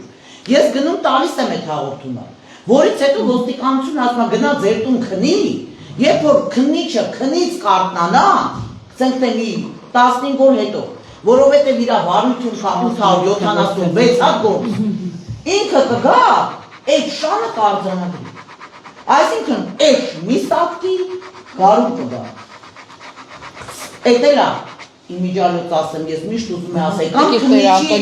կամ քննիչի արտահայտությունը մի վարքան վերջ, որ ինձ կարգադրում է վերահսկող դատախազը։ Ասելա կարգի, ես կարգում եմ։ Տիկին Տեր Անտոնյան։ Մի հատ բան, Ժորժ ջան, նախ եկեք սենց անենք էլի, մենք եթե բոլորս հիմա սկսենք անհատական այդ դեպքերը բերել, թե ով քանի բողոք գրեց, ում քննիչ ինչ ասեց, Եվ ասում գյուղ չկա, որ շուն չլինի։ Կան եւ լավ քննիչներ, եւ վատ քննիչներ, եւ լավ դատախազներ, եւ վատ դատախազներ։ Լավ իմաստով են, այստեղ Շները Ես շները միշտ եմ լավ իմաստով բանանում, չէ։ Նայեք ինչի համար եմ ասում, որ եկեք այդ մասնավոր դեպքերին չանդրադառնանք, եթե լինի օրենք, որը կկարողանա կարգավորի այդ ամեն ինչը, այդ դեպքում ես գիտեմ, թե քննիչներն դատախազները իրանք էլ բոլորը շատ ծանրաբեռնված են բնականաբար, որտեղ մարդկանց վերաբերող, ես չեմ դնում խտրական, որ մարդ կենթանի, բայց այդ էլ կա։ Դրա համար ես գտնում եմ հիմա մասնավոր դեպքեր չէ։ Ես առաջարկում եմ մեր քննչական կոմիտեն ներկայացուցին, տեղեկանքի պես բան կազմենք, թե որ գործերն ա, որ տևական ժամանակա, որն ա, որ ժամանակավրեպ ա, որն ա, որ էսա, էնա, մի անգամից տեղեկանքը կարելի է ներկայացնել, ոչ թե ասենք առանձին թղթի եւ որոշումների տեսքով։ Տեղեկանք կկազմվի, եթե պետք է ասել, ձեզ կօգնեմ այդ տեղեկանքը կկազմենք, այդ տեղեկանքը կներկայացնենք, կարծում եմ արդեն այնտեղ թե ներքին ծառայողական քննություն կարա լինի, թե արդեն կոմիտեի նախագահ պետք է տեղեկացնել։ Այսքան բան էլ Ժորժան Հարգելի գործընկերներ, քանի որ մենք ավտոմատ անցանք այլ ելույթներ եւ զեկույցների, դահլիճում այսօր անասնաբուժության ոլորտի ներկայացուցիչներ են, կենթանավարներ են, ինչպես նաեւ իրավաբան մասնագիտությամբ ունենք դահլիճում եւ ովքեր որ ցանկանում են ելույթ ունենալ, եկեք ձեռք բարձրացնեք, հերթով փորձենք լսենք բոլորին։ Եվ եթե դժվար չի, քանի որ արդեն հարցը հնչեց գնումների հետ կապված եւ վերահսկողության հետ թվում նաեւ տեղ բնութագրերի եւ տեխնիկական հսկողության, եթե դժվար չի, ձեզ Թերեզա մենք ասել ենք, որ անպատճառ մի պահ ասենք, էլի այդ հատվածները եւ որտեղ է հերացումը։ Ես կխնդրեմ հարցի անդրադարձից առաջ ներկայանալ, խնդրում եմ, որպեսզի մենք գրենք մեզ մոտ։ Երևի հենց այսպես շարքով կսկսենք, հա, Թերեզա ջան, լսում եք, ահա։ Քրեագետ, գործող փաստաբան եմ, միաժամանակ արտադրության տուն իրավապաշտպան հասարակական կազմակերպության նախագահն եմ։ Մեր կազմակերպության նպատակներից մեկը նաև հակակոռուպցիոն տարատեսակ ծրագրեր իրականացնելն է, որն իր մեջ ներառում է գնումների ոլորտը որպես հակակոռուպցիոն ռազմավարության ոլորտ։ Գնումների պետական գնումների շրջանակն նախապես ասեմ, որ մեկ րոպեում ես հաստատ չեմ տեղավորվելու, եթե կարող եք մի փոքր համբերությամբ զինվեք, ես կարող եմ մի փոքր ավել խոսեմ, որտեղ խնդիրը համակարգային է, ուզում եմ ամբողջապես ներկայացնեմ։ Մեր կազմակերպությունը, ի թվս այլ կազմակերպությունների, ներառված է ֆինանսների նախարարության կողմից վարվող համապատասխան ցանկ ցուցակում, որտեղ ներառված են բոլոր լրատվամիջոցներն ու հասարակական կազմակերպությունները, ովքեր ունեն իրավունք եւ լիազորություններ վերահսկելու պետական միջոցների հաշվին կատարվող գնումները, այսինքն պետական պայմանագրերի արդյունքների նկատմամբ վերահսկողություն, հանրային հսկողություն իրականացնելու։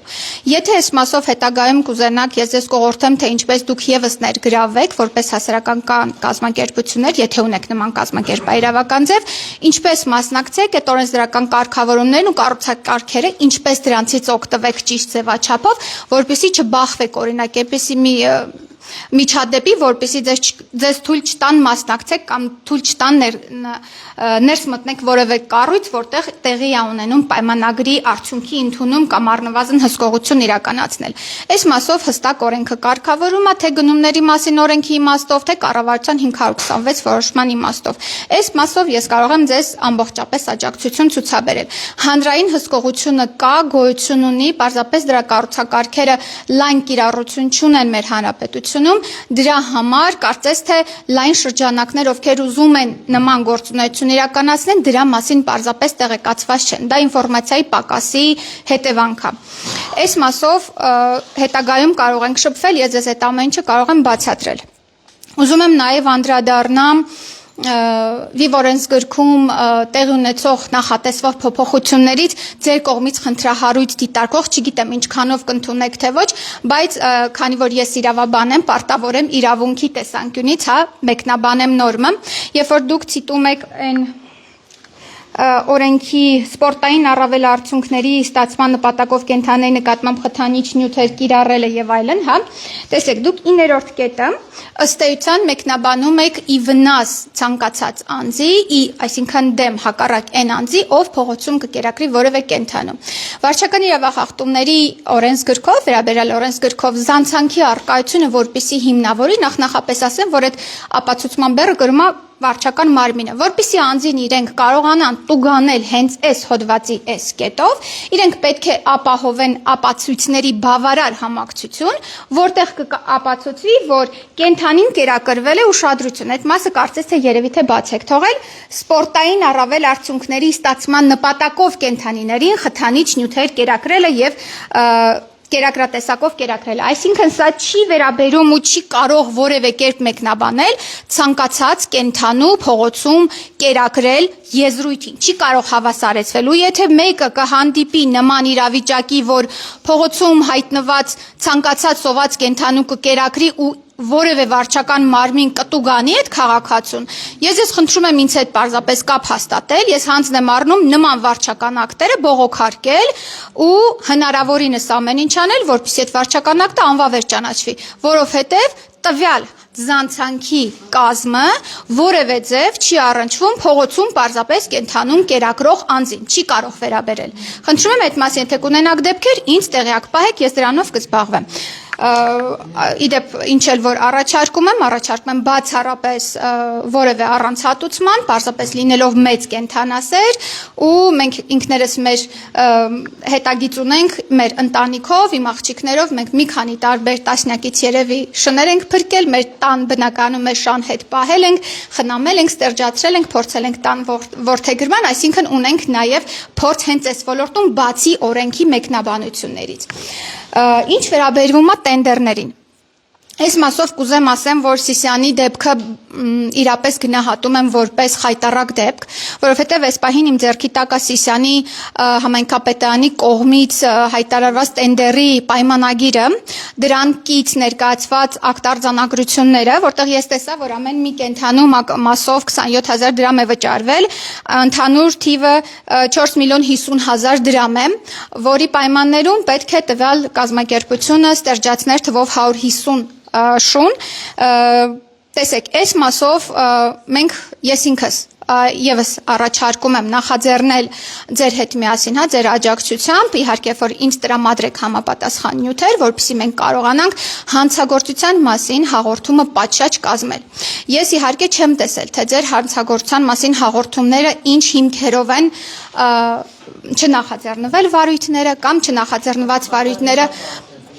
այո, կամ միգուցե հետագայում կարճվել են, տեսեք, մենք ունենք իրավական հստակ կարգավորումներ, քրեական դատավարության օրենսգրքով սահմանված բողոքարկման ինստիտուտներ ունենք, ու ունենք բազմաթիվ պրակտիկա, երբ այո, քննիչը ինչ պայմաններում գտնում է, որ տվյալ փաստի վերաբերյալ իր պատկերացմամբ, իր մեկնաբանմամբ արկա չէ հանցակազմ, որպեսզի քրեական վարույթ նախաձեռնվի, բայց մենք ունենում ենք շատ դեպքեր, երբ վերադասության կարգով բողոքարկման արդյունքում մենք ունենում ենք վերացված քննիչի որոշում։ Մենք նույնիսկ ունենք դատական վերաքննության բողոքարկման կառուցակարգեր, որը չգիտեմ, դուք կիրառել եք թե չէ, հասել եք արդյոք դատարան, բայց դատախազի բողոքարկումը, վերադաս դատախազին բողոքարկումը դա միակ եւ եզակի այն ամենավերջին հնարավորությունը չի։ Դուք ունեք նաեւ, մենք ունենք բոլորս նաեւ այդ բոլոր ընթացակարգերը անցել են։ Բայց ասվեց, որ չի անցել։ Նախկինում ասվել է, շատ լավ, եթե անցել եք հետո երբ որ հարցը ուրիշ բանի մասին է, խոսքը նրա մասին է, որ համապատասխան ժամկետում քննիչը արձանագրությունը չի ներկայացել քրեական վարույթի նախաձեռնելու վերաբերյալ, եւ Տիկին Գոհարն ասում է, որ դրա համար պետք է գնալ այնտեղ նստացույց անել եւ 8 ամիս հետո վերցնել։ 8 ամիս հետո վերցնելուց հետո շատ բաներ դառնում է ժամանակավոր։ Տիկին ոնց դիմում ձեզ։ Ուղղակի Թերեզա։ Թերեզա։ Դառնում է ժամանակավոր։ Թե չէ բոլոր բողոքարկման կարգերը պատվիրեն շահթե մնացած գործերը։ Շատ լավ, միգուցե իրար ճիշտ չենք հասկացել, ինձ ասվեց նախկինում, որ եղել է այո։ ուղղակի ուշ են արձանագրությունները տրամադրում, այդպես մի դեպքում ժամանակավրեպ կա, մյուս դեպքում բողոքարկվել է եւ դատական բողոքարկման մասին բոլոր այդ ընթացակարգերը կատարվում։ Շատ ավելի լավ, տեսեք, եթե մենք ունենք փաստի առիթով նախաձեռնված վարույթ, որը մի քանի ամիս հետո ստացել եք որոշում, նախ ստացման օրվանից հետագայում ձեր համար եւս գործում են վերադասության կարգով բողոքարկման ժամկետները եւ կառուցակարգերը, բացի դրանից փաստը, որը վերաբերվում էր 8 ամիս առաջվա օրինակ պաշտոնեական կեղծիքին կամ գնումների շրջանակներում, ընթացակարգում խախտումներին, այդ փաստը արձանագրվել է ու դա չի նշանակում, որ եթե անցել է մի քանի ամիս, այդ փաստը այլևս քննության ենթակա չէ։ Եկեք սա մի հատ հստակ պատկերացնենք։ Դրա համար այս մասով ես առաջարկում եմ ձեզ, խոսքս ավարտեմ, ես առաջարկում եմ ձեզ, եթե կընդունեք նման առաջարկ, ես կարող եմ պետական մարմինների հետ մասնավորապես քննչական կոմիտեից սկսենք մեր բողոքարկման, թե վերադասության կարգով բողոքարկումները տրամադրել ու հստակ անցնենք կոնկրետ պետական տենդերների շրջանակներում իրականացվող այս խայտառակ ծրագրին, որի արդյունքում տուժում են կենդանիները։ Մենք դեռ կհանդիպենք, մեր աշխատանքային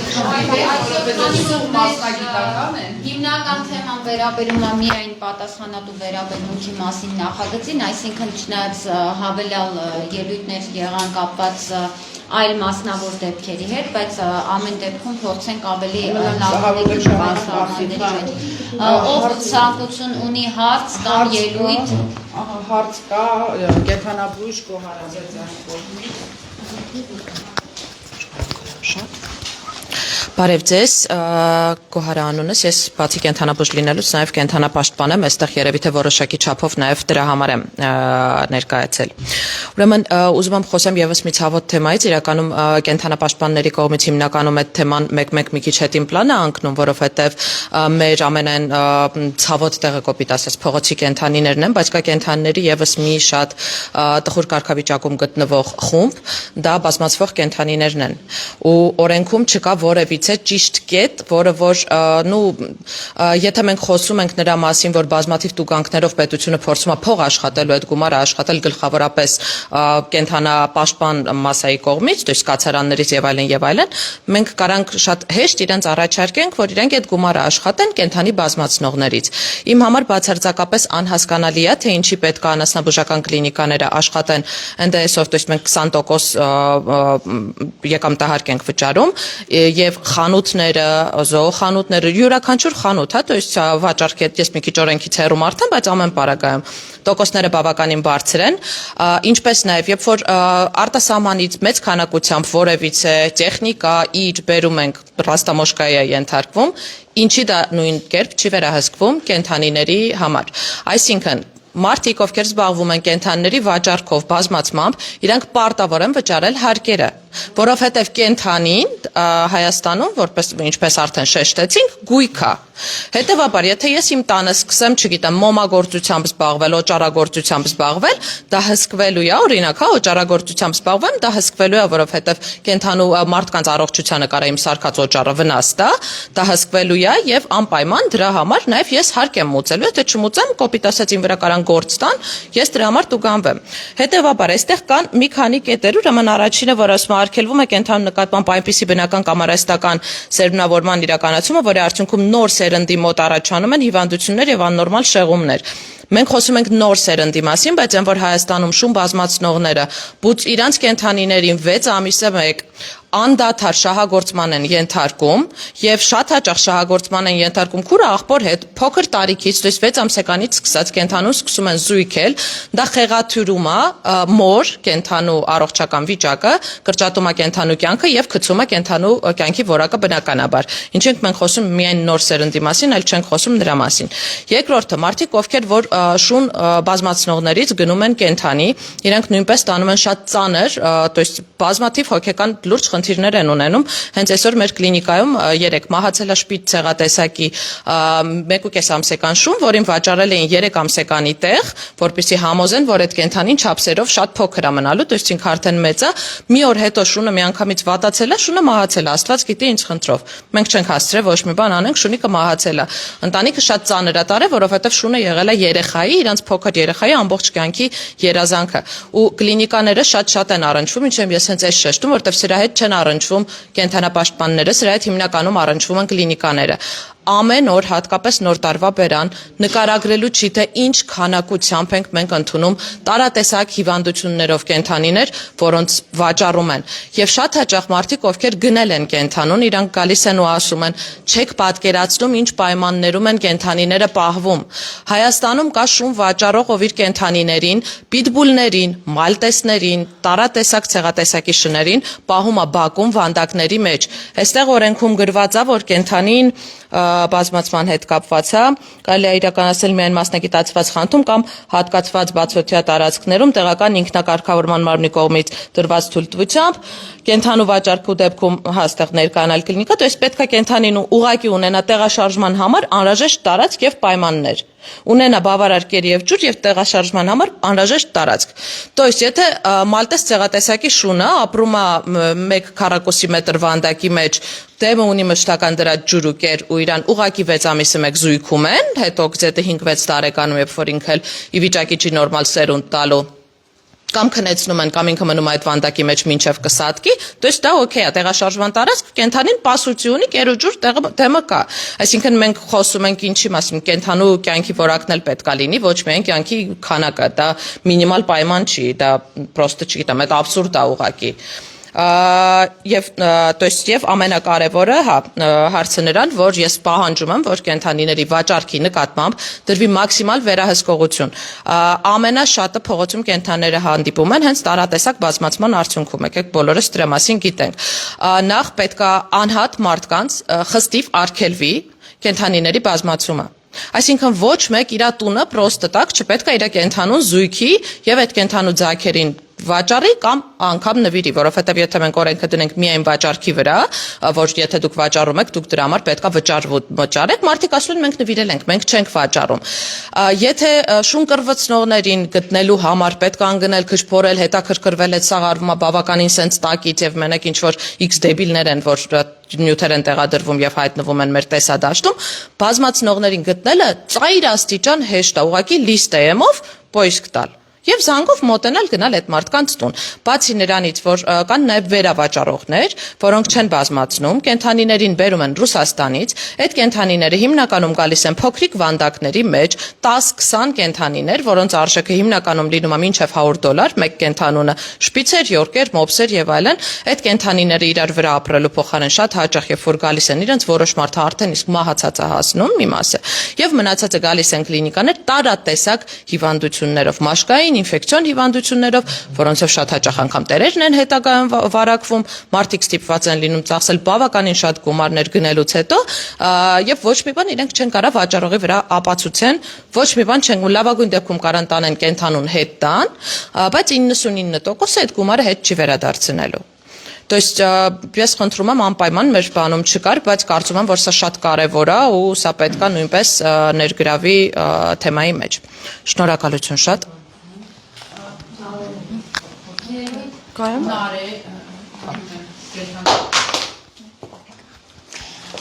Շնորհակալություն։ Ես Նարեն եմ Հակոբյան, Յանվետ անասնաբուժական կլինիկայի հիմնադիր տնօրեն անասնաբույժ։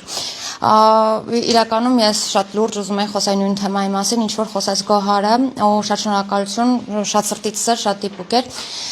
բայց կուզենամ ավելացնել նաև այն մասերը, որոնց պատճառով ես եմ շատ լուրջ խնդիրների առաջ բախվել, ազատ վաճառք անձնագրերի ու ազատ վաճառք վակցինաների։ Հա, ես շատ ուրախ եմ, որ մենք օգնության կարգով փողոցի կենթանիների համար հնարավորություն ենք ունենում ձեռք բերել ճիճվաթափության դեղ պատվաստումներ, վակցինաներ, բայց վակցինան գոնե դա այն միջամտությունն է, այն միջոցառումն է, որ չպետք է լինի ոչ մասնագետի ձեռքով։ Հա, եթե մարդը տիրապետում է, եթե գիտի, անցնում է դասընթացներ, ունի այդ կրթությունը ունի այդ իրավունքը, խնդիր չկա, միգուցե դա լիցենզիայով լուծվի այդ հարցը ու դա չլինի սովորական քաղաքացի, ով որ կտա ճիճվաթափության դեղ կամ կտա որևէ վակցինա կենթանուն, այլ կլինի լիցենզավորած մարդ, ով որ իրավունք ունենա, ով որ կհասկանա ինչ է անում կենթանու հետ, այսինքն վակցինացնելը գիտակցումը երբ է պետք անել, երբ է արգելված անել։ Ու այդ ամենի հետ մեկտեղ այդ վաճառքները տեղի են ունենում Այդ ամենի հետ մեկտեղ այդ վաճառքները տեղի են ունենում անձնագրով, դե բնականաբար առանց պեչատ, առանց ստորագրություն միգուցե նաև, բայց ազատ տրվում է անձնագիր կենթանու հետ միասին ու ազատ տրվում է վակցինայի նակլեյկան խփած ու այդ մարդը չգիտի իրականում սա արված է թե արված չի ու մենք էլ ենք կանգնում փաստի առաջ արդյոք պետք է կրկնել այդ վակցինան արդյոք պետք է հավատալ այդ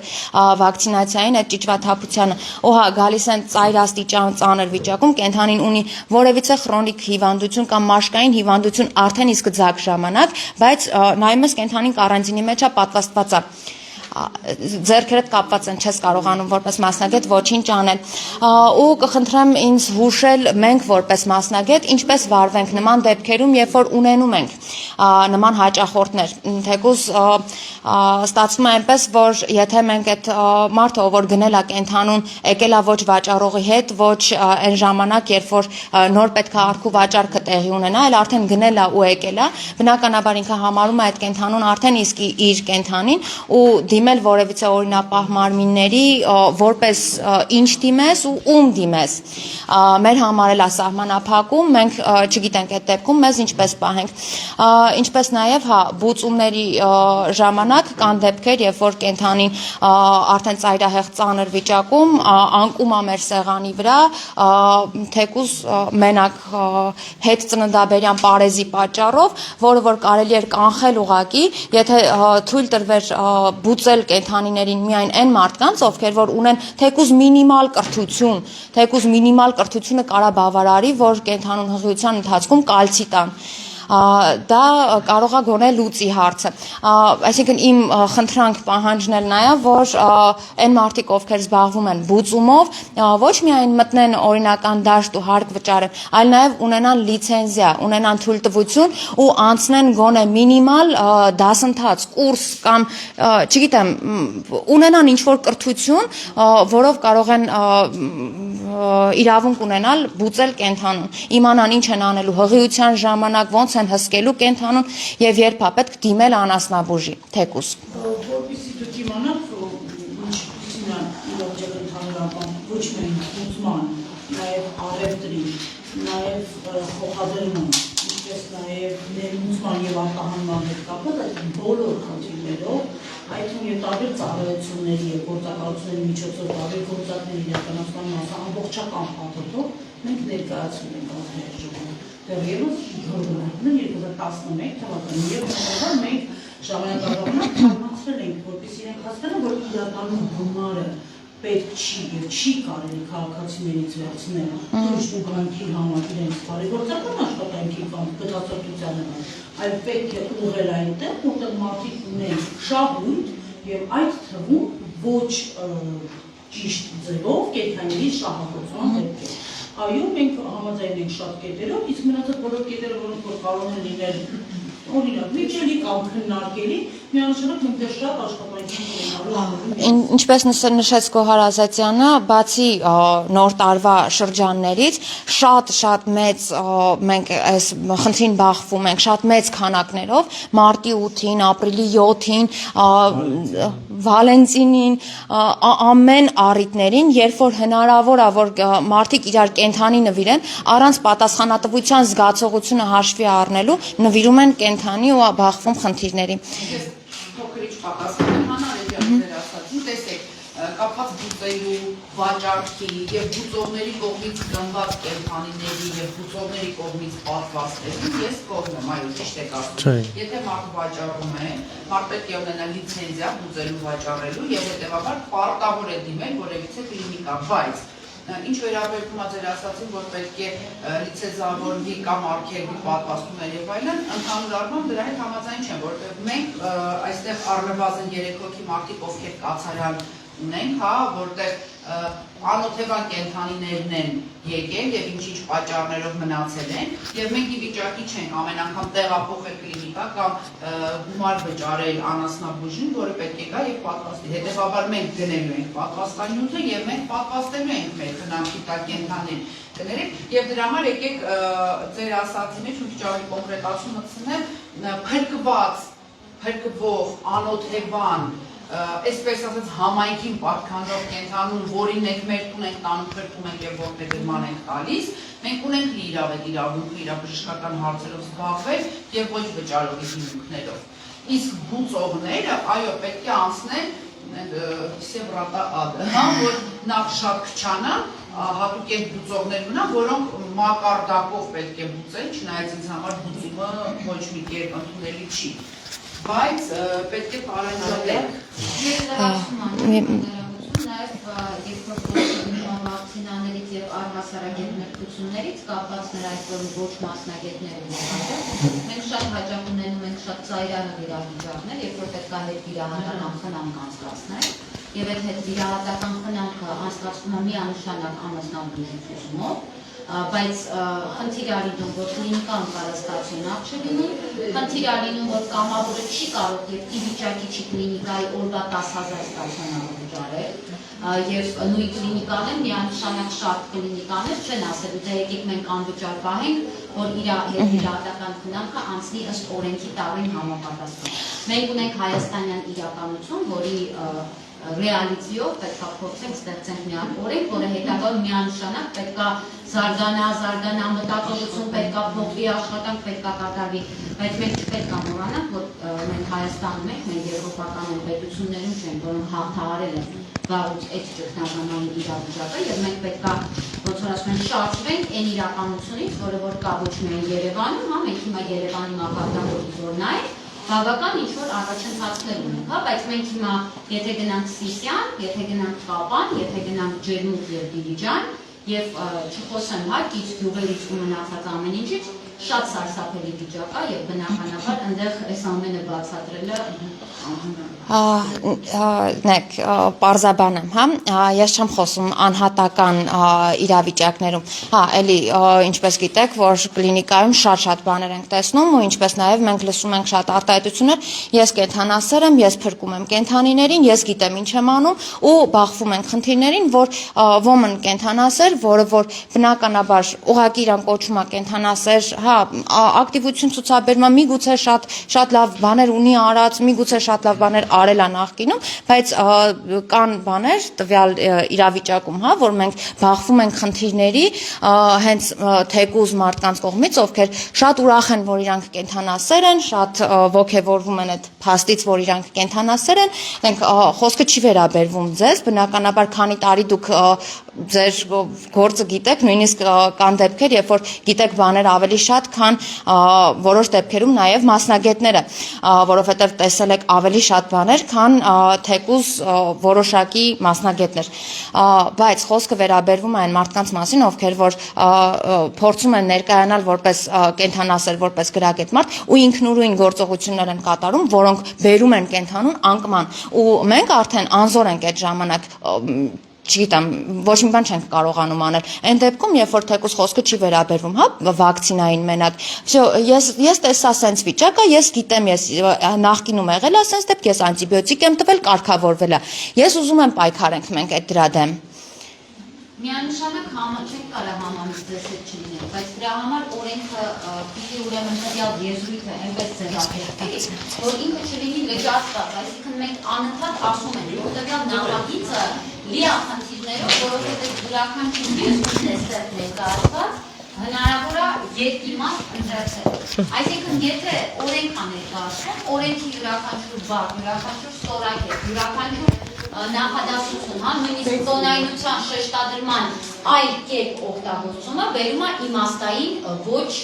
ճիշտ հասկացվածության։ Երկիմաստությունը առաջանում, ինչ նկատի ունի տվյալ օրինագծի հեղինակը, որ այս եզրույթը ստեղ գրում է, ինչ նկատի ունի, որ ամեն մեկը չի կարա շնկերակրի, բոլորին է վերաբերվում, որ չեն կարա պատվաստել դեղ տան կամ ու եւ այլն։ Այսինքն պետք է նախագիծը եկանք նրան, որ այս նախագիծը չի կարա այս վիճակում գնա երկրորդ ընթերցման, չգիտեմ, 2 ամիս անց թե եւ չի կարա ընդունվի, որովհետեւ ինքը չի կարող աշխատել հայաստանյան այս իրականության մեջ։ Եթե մենք ուզում ենք լավ բան անենք, ուրեմն պիտի անենք մի բան, որը որ աշխատելու է եւ բերելու է արդյունք։ Եթե մենք անում ենք մի բան զուտ ձևականության համար, ոնց որ Գոհարը ասեց, գալիճկա դնելու համար, որ մենք պետք է ուղղակի ընդունենք, որտեղ տենց ապել, Դե դա բացարձական իմաստը այլ չասեմ, որ հետո բազմաթիվ քրոզիտներ են արարել։ Մի բան կարելի է ասել, որ դուք ավելի դրան պատկերացնեք այդ կենդանիների հետ կապված ինչքան ոչ թե անճշտություններ կան, ինչքան ամբողջությամբ շինաշփոթ։ Գրված է օրինակ, սպորտային կենդանիներ, չէ՞, նոր օրինակը բերվեց կերակրումը եւ այստեղ մենք լավագույն կամ ամենավատագույն կենդանի սպորտային որ պատկերացնենք, դա իհարկե ձին է։ Եվ խնդրում եմ հասկանանք, որտեղ այնտեղ ցուցակի մեջ օրինակ կցել են որպես այդպեսին կենդանի ձի կատեգորիա։ Բնականաբար այն չկա։ Այսինքն դա ընդհանրապես ոչ մի կապակցված մի չկա։ Ես հասկանում եմ, որ եթե մարդիկ իրավաբանական չունեն կրթություն եւ պարտավորել չեն ունենալ, հա, չեն կարող այնքան պատկերացնել, բայց ամենանվազագույն առումով ցանկացած ունենք, որպեսզի իր կիրառումը լինի հասանելի քաղաքացիներին եւ չառաջացնի խնդիրներ,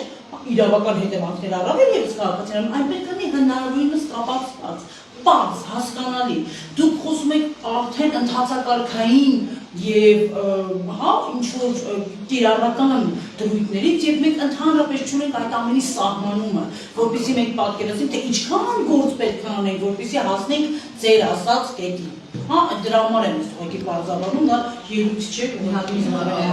Արայքի օգտագործման հետ կապված ամենաբարեկան մեր բաներ ես ավելացնեմ։ Տեսեք, քանի որ ինքը բավականին sense վերացական է, դες չի կարելի կոպիտ ասած տնային պայմաններով բուժում անել։ Իրականում երևի թե կարծում եմ պատվաստել է միակ բանն է, որին որ ես որպես կենդանաբուժ, մոլեկուլի կենդանաբուժներս որ լսել ինձ կխփել, մարդկանց ամենամեծ գումար աշխատելու լավ միջոցներից մեկն է, բայց ամեն պարագայում լինելով կենդանասեր համարվում է որ վակցինան դա երևի թե միակ բանն է, որ ոչ թե պետք է արգելել, այլ պետք է խրախուսել։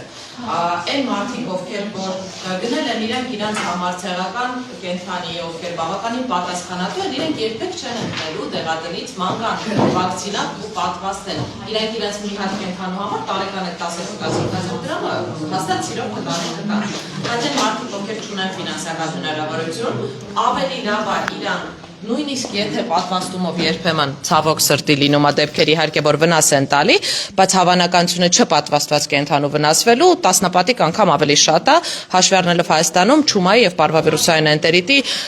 քանակը, արդեն չումայի դեմ պայքարելը, հələ պարվավիրուսը գոնե ջանդամ, չումայի դեմ պայքարելը արդեն դարել է անհնար։ Իրականում այդ օրենքի մեջ եթե մենք բոլոր տոճկաներն ենք, կա օրինակ դեղ անտիբիոտիկ, որը միանշանակ պետքա ցուցված լինի գիտակ մարդու կողմից, որովհետև գոյություն ունի ռեզիստենտնես հասկացողություն։ Լիքը մարդիկ դրանից տեղեկացված չեն, դրանից տեղեկացված են մասնագետները։ Անտիբիոտիկների նկատմամբ ամբողջ աշխարհում տարին տարվա վրա օրգանիզմում ստեղծվում է ռեզիստենտություն, որի պատճառով մի քանի տարի հետո, 5-10 տարի հետո գուցե, այդ կարող է մենք չտեսնենք, կարող է 30 տարի հետո, բայց այն անտիբիոտիկները, որոնք որ մենք այս պահին ունենք ու ակտիվ օգտագործում ենք, իրանք այլևս որևիցե կերպ չեն կարողանալու օգնել ու շատ հավանական է որ չստեղծվի ավելի ուժեղ անտիբիոտիկ։